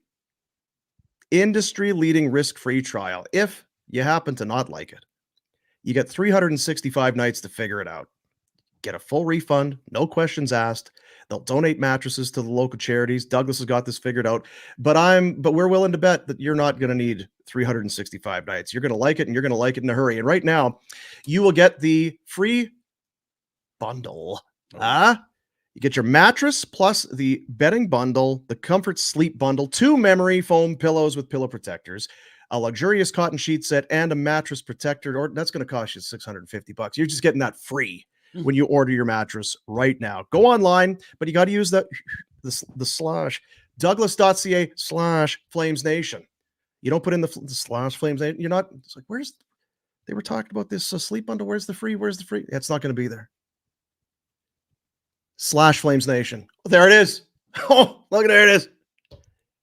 Proudly made right here in Calgary, ensuring the highest quality materials, fastest delivery to you. Douglas Mattress. Canada's best mattress, according to Canadian Living. Get on it. That should be their thing, right? Like, get on it as in hurry. But also, don't waste any time in buying the new Douglas mattress. But also, once you get the mattress, you probably get on it. Oh my God. You guys are assholes. No support. Get on it. You get to play on words there. Right? Yeah, I like it. Rhett, I know you love getting to near the end of the show and then starting to talk about new things. So I have a few things here tonight. Yeah, we hardly talked about any hockey last night, Rhett. We talked about the Capitals. Now, Ovi got 2 goals and the Caps lose because we don't think they're very good. Toronto 7-3 win. TJ Brody, healthy scratch last night. Hey, how's that tickle your pickle for a free agent signing on the back end this summer? I love pickling and tickling. So tickle. What did you just say? Just wondered, TJ Brody, did I do anything? How does it? What? You like that? There's different structure, different folks. What did you say? Oh, nothing. Let's move on. How does that tickle your? You shouldn't have TJ Brody. We've lost all semblance. What is going on with you? How does that tickle your pick? Austin Matthews, 2 goals. He's at 57. 57 goals on the year. That's a good number. Yeah. 5-point night. And there was a vicious high stick by Tom Wilson in this game. Vicious. Came right around on Noah Gregor. Whack. Show us. Probably just a little fine. Well, Jack said he was going to get it. Okay. No, I didn't get it. The Minnesota Wild, who were hoping, like, come on, win some games here. They got blown out. Oh, thumped. Yeah. Now they're above the Flames, right? Don't panic. But if you were thinking they could reel in, Yeah, but still, oh, look at Jack. He's scrambling to get it. He's going to get it for us. So here's Tommy. Got the one hand. Whack. Oh, dear. Now, maybe that's accidental, perhaps? Nope. That looks Well, as pretty soon as it's done, gentle. it is. As soon as he's hit him, yeah. How's he to know what's going to happen there? I love how he grabs him. He's, oh, geez, I'm so sorry. My goodness. Oh, no. Oh, no. That Oh, gets no. right in the. Oh, did I get Gotcha. you? He's looking right at the ref. Oh, dear. Oh, no. Oh, no. Look at the care I'm showing at this moment for this player. I can't believe my goodness, came no, from no. behind me, all the way in front of me, and hit this poor chap right in the chops. Oh, Yeah. boy. Tommy's Well, gonna was miss he the was time. he bent over at the time, reaching for a puck? Not really. Was there a fly he was trying to swat off of the helmet of Not sure. One of those big spiders from Tobago.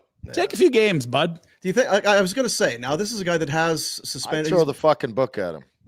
That's pretty reckless. I feel like that's 5. God, and I almost feel like I don't disagree necessarily, but that'll be a $5,000, $2,500. So David Perron got 6 games for a 2-handed slash to the helmet when his buddy, there's Larkin got KO'd or something like that. I'm trying to remember which It wing was Larkin, I think. And then earlier in the year, Trouba swung around, hit a guy in the head, $2,500. Yeah. What are we doing here, George? Well, Ryan, I'll let you know I'm just biding my time till I get a GM job. That's what I'm doing. Is that what you're doing? So I'm trying to George. keep everybody happy, and where I want to end up might get some preferential treatment. You're not all in on Barnburg. You're just biding your time Jeez. until you get a GM job. George. Sorry. Thought you were committed. Boy, if I ever ran into George Peros, I'd have a few things to say to, oh, hi, Mr. Peros, in the elevator on the way up at the All-Star Skills Competition. So yeah, the Huge, Wild man. got beaten Doing a by fine LA. job, George. Yeah. Huge. LA 6, Minnesota 0. David Riddick, big shutout for the LA Kings. Big save, Dave. So the Anze Kopitar, who remember was left for dead by some members of the media years ago. Which way? Last night, couple points, 1,200 points in 1,361 games for Anze Kopitar. He passes Dino Cicerelli. He is 51st all time in points. And now is, where are we here? He's 4 points back of Vincent Damphus for 50th. Would Anze Kopitar strike you as being a top 50 scorer all time? I agree with you, Rhett. Not to me. I was shocked that he would be in that category. Longevity, right? Good on him. Yeah, 1,300 it's a lot of games. Like he'd be more than top 15 games. So he's consistent. Who else is in that? Because I was looking this morning. You want some perspective No, on we that? don't want your lists of Huh? players. I'm Thank looking at you. the list right now. We don't. Nope. Get back on task, Dean. So he I has can see you more looking points. But listen, Back you want to on talk task. longevity? He has more points than Patrick Marleau.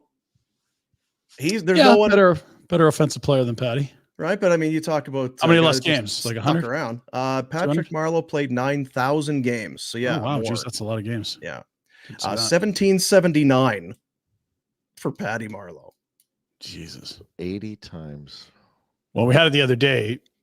Howe had 2,200 pro games when you add in the WHA. That's insane.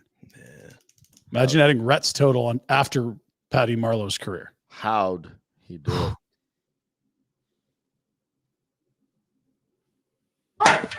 Oh my God. And then while we're talking about, you talk impressive. All right. So 1,700 games, 1,300 games. You go to near the top of the list here. There's Joe Thornton, 1,714 games. He's 14th in scoring. Sid's 12th overall. He's got 1,250 games. How about Mario? 915 games. Yeah. 8th all time. 1,723 points in 915 games. It's like half of Patty Marleau's total. Fuck. Yeah. And Dallas got a win last night. Back, we got Winnipeg, Colorado, and Dallas. 93, 93, 93. Those three are. It's going to be a dogfight to the finish tonight. Ponze's fourth amongst active players in games played. Oh, in games, gotcha. Do you want to guess who's had more? Well, I was looking. I know Sid and Ovi are there. Ovi's a more than him. Sid's behind him. Well, now I'm looking, so it's Bernsey on the back end. Yeah. And Ryan Suter sneakily, which makes sense when you think about it. Suter's been around basically since he's been 18. He's getting that double salary thing that pay to not work at one place, then also pay to work at a different place. So double dip. Good. Yeah, double dip. There are 11 matchups tonight. How about the Rangers in Boston? Love it. It's in my Betway bets. It's in my DoorDash. I'm jacked about this one.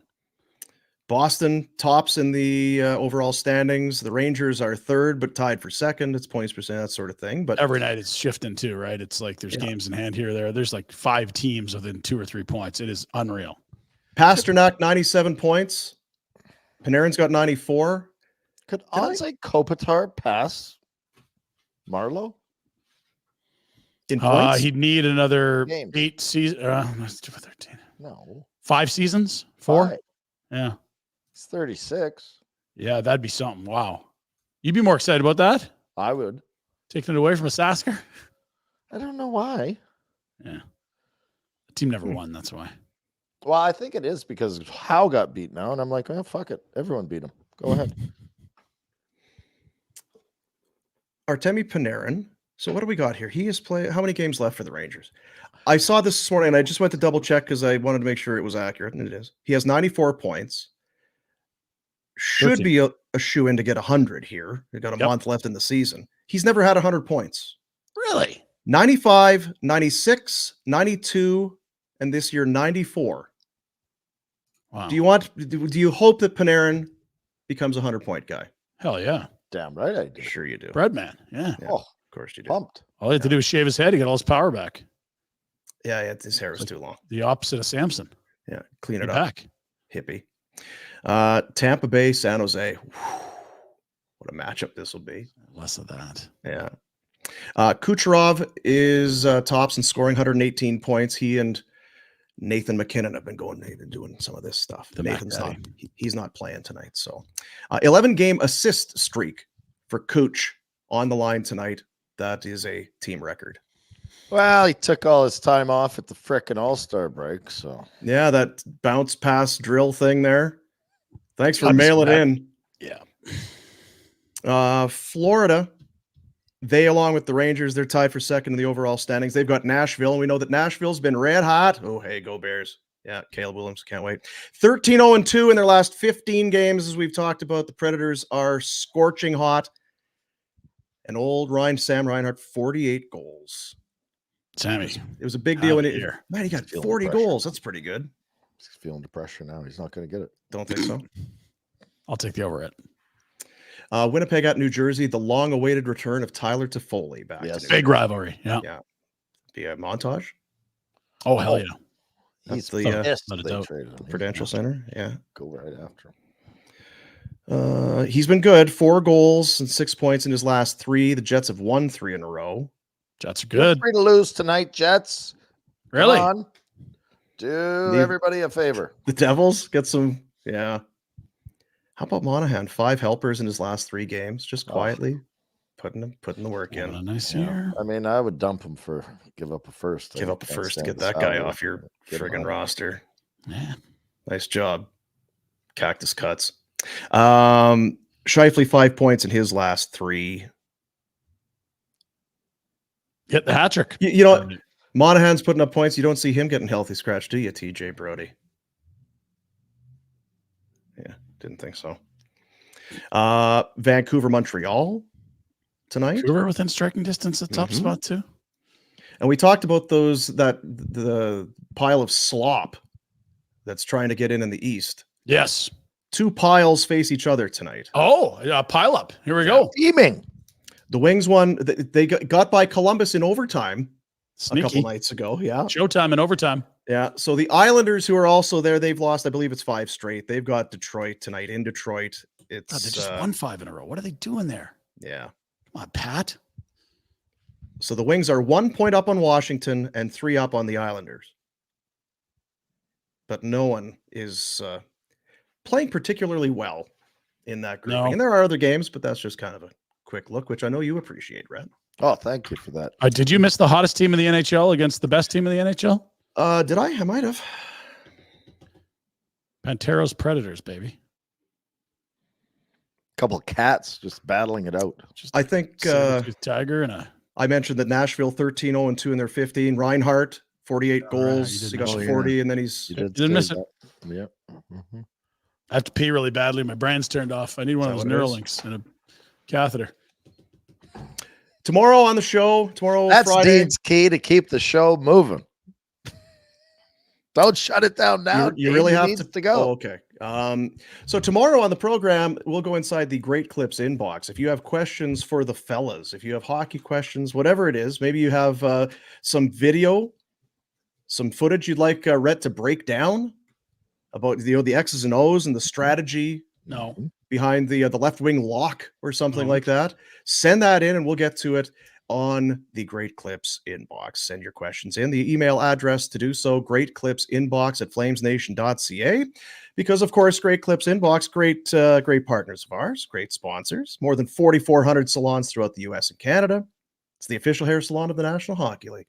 And, Red, I guess because you're growing your hair out, it's sad they won't be seeing you anytime soon. Or do you want to get it maybe cleaned up, get everything kind of set up for the big grow? Somebody said once to me that you get it trimmed just a little bit, it grows faster. That's what I've heard.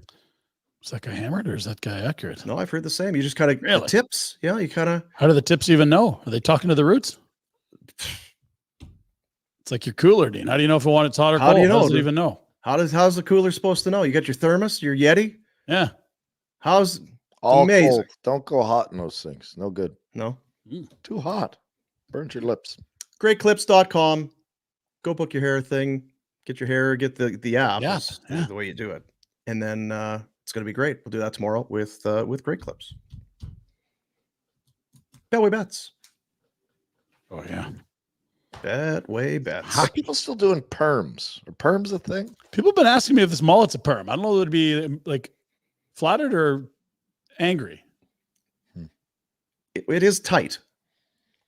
Because I think a lot of times once the hair starts to grow, it kind of gives up, right? It starts to kind of just. What does the perm do? Just curl cascade. it permanently, kind of thing? Is that what the old ladies did in the 80s where the thing came over and they had them in the curls? And there's But that was the dryer. Yeah. You'd get them all locked up there. Yeah. Curl them in and then. So is that getting a perm or is that something different? Oh, that's permanent. I think it's permanent. You know what? Speaking of what the old hat head dryer thing, I don't see those anymore. No.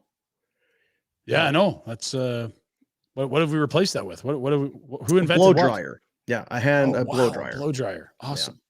Seems less fun. And more work. Yeah, my arm's tired. Labor intensive. Sit back and read a magazine in the old one. Yeah, probably more effective, but who's to say? This coming in. We're not doing questions, but Marcus wants to know, hey, Pinder, can you explain how if we finish bottom 10 next year, we get our first rounder as opposed to sending to Florida? I tried explaining it to someone and I made 0 cents. So they sent a first to Montreal in the Monahan deal. They owe Montreal first. It will be the highest of the 2 first rounders between Florida's, which they received in the Huberdeau trade, and their own, with the exception of the Flames pick is top 10 protected. End of story. Unless you think Florida's going to be really bad next year. I'm not seeing that. It will be the Flames pick going to Montreal. Unless top 10. You don't think they'll go from number 2 overall potentially to last place? It would be very odd, Dean. Although the Tampa Bay Lightning went to the Eastern Conference Finals 4 years in a row, 3 out of 4 the 1 year, missed playoffs. So weird things happen, but still, I wouldn't bet on it. If only there were odds. If only there was someone like Betway who would give you that kind of an opportunity. With Betway, now is the time. If you've heard us talking about Betway and you've just been holding off, then maybe this gets things that greases the old skids or gets the wheels going for you.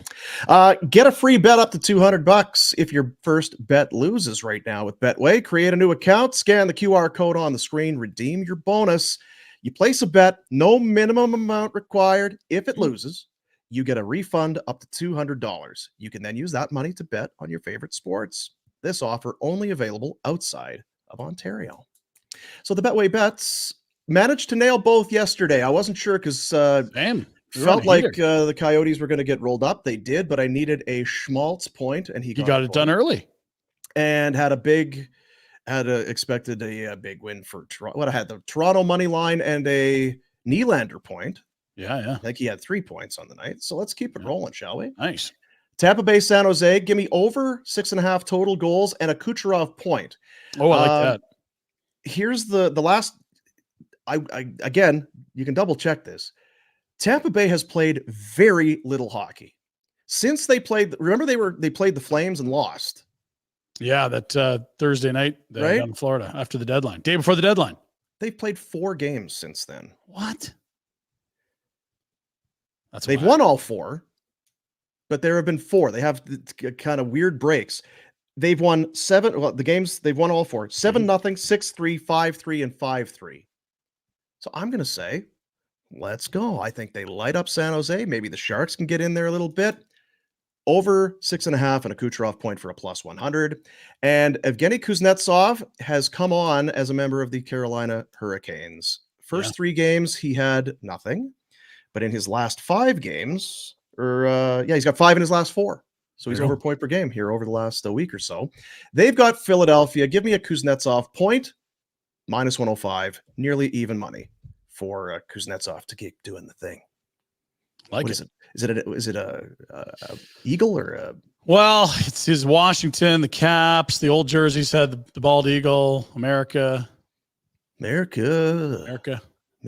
from sea to shining sea. Pinder's bets. Trying to stay hot with you, Dino. Let's do it. Let's go. Rangers in Boston. The Rangers got beat by Winnipeg. They should be ornery. Heading to Boston. Nice little matchup here. You're not going to see the Rangers at +120 very often. Good team, but there you go. And I'm riding the hot hand. Florida's the better team if I'm picking in the spring, but today, Nashville 15 games without a loss. Go get them, Preds. +150. Those are some tough ones. You're not shy. Well, we caught the Winnipeg win and the Tampa win in Vegas 2 nights ago on that big slate. Going with some good teams that were dogs. We're doing it again here. 2 underdogs plus money on both sides. Good luck. And boys, Betway. 2 for Ovi, 2 for Matthews last night. That was easy. Yeah. Goodness. Get that new account with Betway. Scan the QR code on your screen. Redeem that bonus. It will get you a $200. Essentially, you place the bet. If it loses, you get refunded up to $200, and then you can use that money again to bet on your favorite sports. This offer only available outside of Ontario. It feel good, right? Because you're, geez, man, did it feel great? Boy, I'm nervous about this bet. Not anymore, Dean. Not anymore. It didn't come through. Wait a minute. Look at this.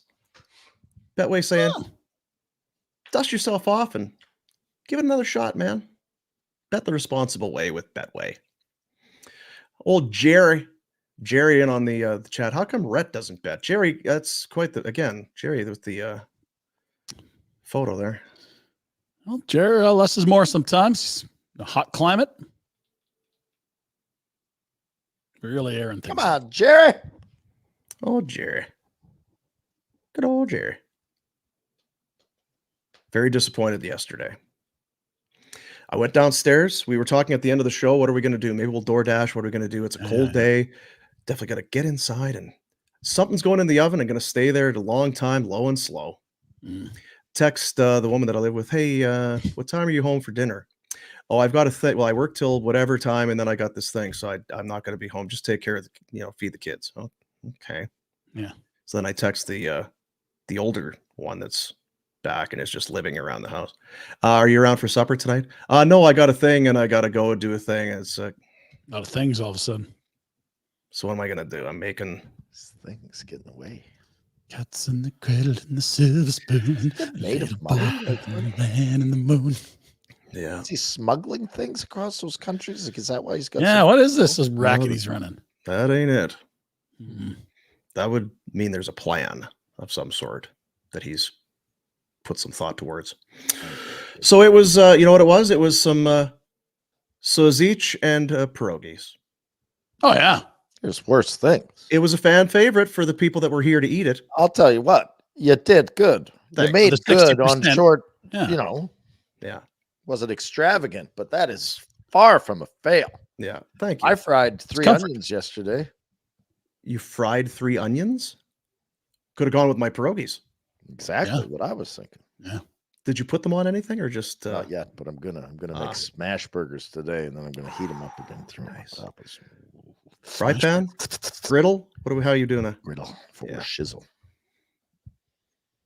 Try it, Pinder. I got it in my mind. You should contribute in your home at some point. Yeah, there's been a lot of contributing the last 2 weeks, but prior to that, it was a tough run. Yeah. Now you have twin boys, Pinder. Yeah. How does their dietary intake change from when mama's home to when just dad is home? Oh, that vegetable drawer is the only thing still full. Everything else has been stripped bare. Pizza Pops again? Yay, Dad, you're the best. We found some gluten-free gnocchi yesterday. Oh, One was just jacked. Couldn't get enough. And it's like make triple the helping and then put it in their lunchbox for the next day. That's the move. I would like to see the boys. I'm sure they've got a passcode at the club there, Dean. Yeah, they're not allowed to charge. Yeah. Oh, they're too young. They've been busted now many times. Again, this would be a reason to have the pre-show. Maybe subscribers could get the pre-show. Yeah. Retro, I'm hearing a lot of stories about kid getting busted.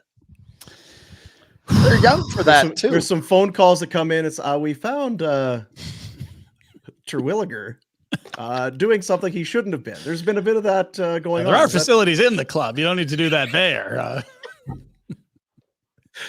I love it. The one I have no concerns about, as long as he's not incarcerated, he's going to get what he wants. He's just too bleeping determined. And yeah. The other bless his heart. Good. Yeah. Good stuff. Someone's got to pay the bail, right?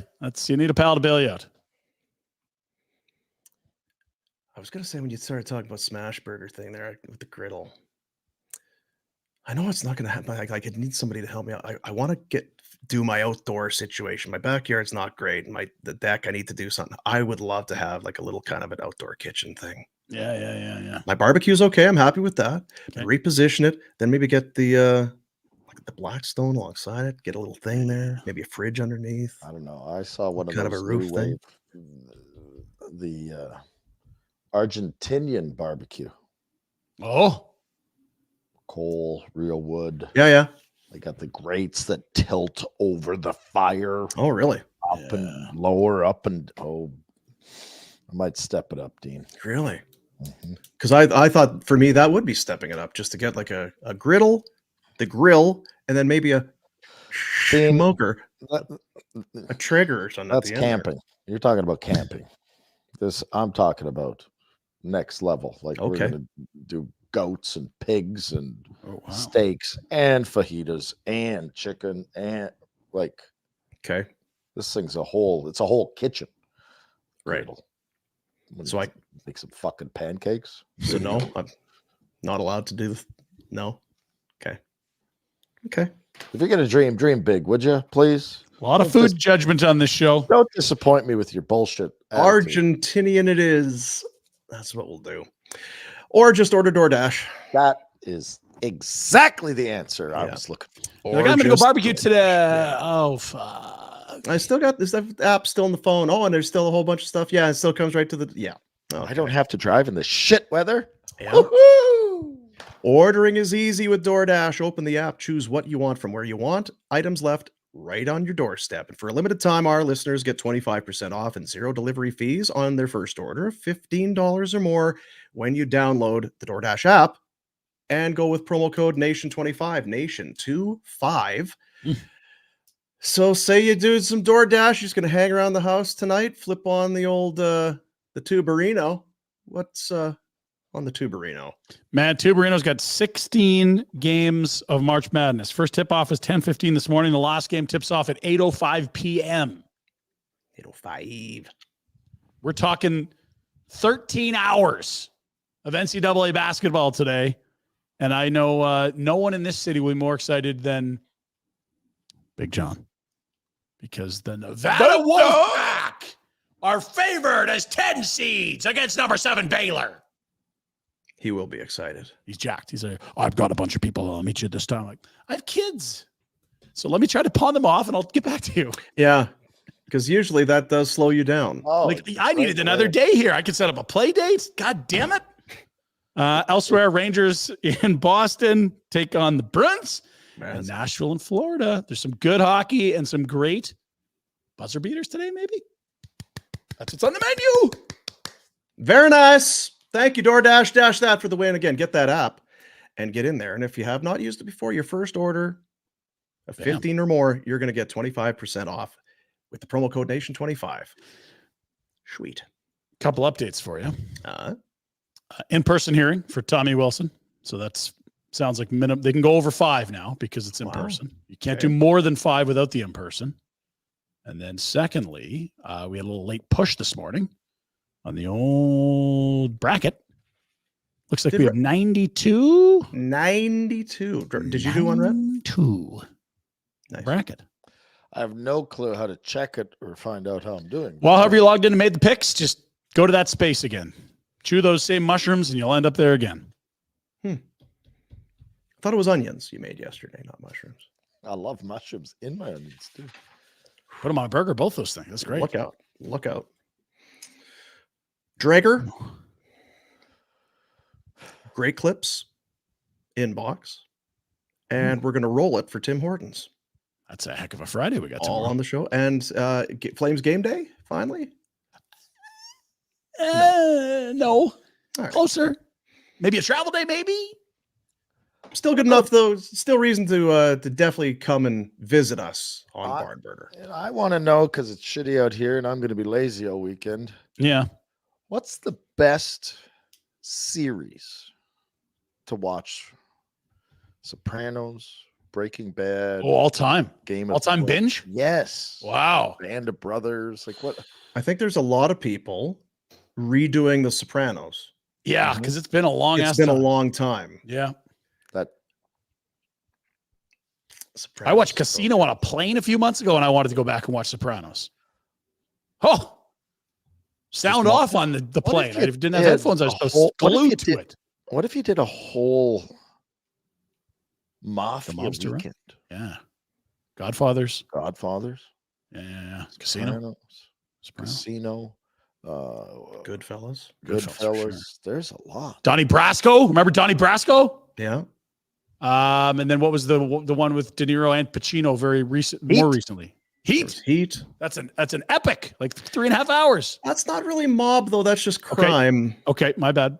Yeah, that's just crime. The person I lived with should realize that I can't answer the phone while working. Must be an emergency. Have you watched somebody in the chat? Have you watched The Wire, Rhett? No. It's good. Okay. Heard that before. Yeah. I gotta be honest with you. You guys are gonna throw your hats at me, and I might just have to close my computer when you're never watched Breaking Bad. Ooh. I also have something to fess up there. I'm like 8 episodes in since COVID. I haven't picked it back up. I want to. It's probably my favorite of all time. And it's kind of getting good, but it's like there is the slow build in season 1, right? Do you remember? Oh yeah.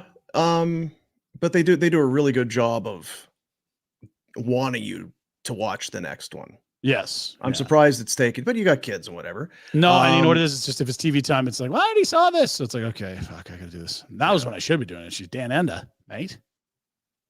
Better Call Saul's very good also, which is a spinoff, which is actually a prequel to the. So it wouldn't spoil it to watch that? I don't think so. No, I don't think so. I mean, either way. I should just finish it anyway. You probably should. There's a lot. Peaky Blinders. I remember DeForest at the old shop. Loved Peaky Blinders for a while. Love Peaky Blinders, yeah. Cillian Murphy, of course, of recent fame. What's the recent stuff? He was in the movie that won all the Oscars. Oppenheimer. Oppenheimer, thank you. Oh, nice. Okay. Yeah. There's Jack. Weird fucker. The guy playing for the Steelers. What got him so excited? Yeah. Ozark's good. Yeah, I really liked Ozark. Are you up to speed with Curb Retro? I might be 1 or 2 behind, but Yeah, you said you started this most recent season very recently here. Yeah, I watched. God, I love that show. Gettysburg Address episode yesterday. I've decided one back. I need more comedy in my life. Yep. Well, if you like, I've said it before, but I kind of got it panned by you guys. But I think you should leave now. Is that what it's called? The Tim Robinson. It's sketch comedy, so they're acquired taste for sure. 5 to 12 minutes long. They're awkward, but you're never in that long. Yeah, and some very, very funny skits for the ones that you're like, yeah, that was just okay. The people that love it really love it. Oh yeah, there's memes all over the internet. Yeah. Yeah. You should leave now. The Oscar Mayer Wiener driver. That I don't know that it tops that. That one's just. The guy smoking the cigar in the car. Have you seen that one? No, you would know immediately. Okay. I'm sorry. Well, you guys were all in Yellowstone a few years ago too. Did that fade on you? Well, it's waiting for the final season's coming up. Did they spin a series off that too, called like 1812 or something? Like that? Oh, there's 2. Those are almost better because they're almost a little more realistic, maybe. Yeah, or at least we don't have the context to know how unrealistic it is. Yeah, right. Yeah, it's like there's a lot of people dying, like bombs so going got off. Your machine gun out and just blasted a few people. Yeah, or you got hit by a machine gun. I'm all right. Is there a cop anywhere that's curious where these people have gone? Are there parents? Are there family members who are? Our son was there in Montana working in an office. We heard there was an explosion and multiple deaths. We've not heard from him since.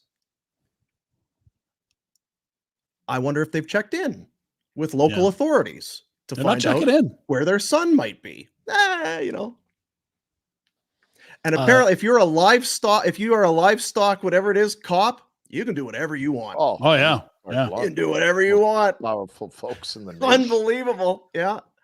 But I do like it. I mean, it's kind of silly, but I don't mind it. Game of Thrones, someone threw in the comments. That's a banger. Last season got a little squirrely, but up till then it was awesome. It was HBO, where they got a little ahead of themselves. They wanted. I think they gassed the writer, and they're like, "We need to wrap this thing up." Martin, and it was the shit. And all the loose ends just got tied up, and everyone lived happily. End of series. Yeah, spoiler alert, I guess, for those that haven't. I didn't see any of the Game of Thrones. It's not never got in on that. It's not your shtick. No, it's not boring.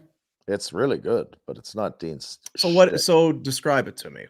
You're sort of set in medieval times. There's sort of dragons, magic. Different noble families vying for a throne in what feels like ancient Europe, and then there's dragons around, and some people control the dragons. It's wild. Was it lots of nudity, brothels, all the good shit?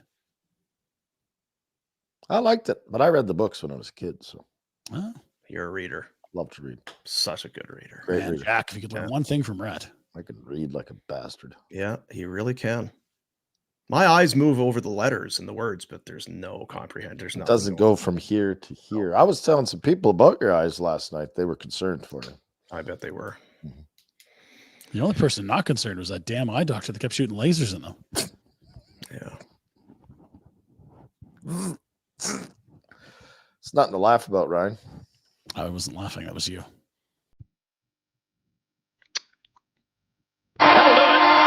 See you, buddies.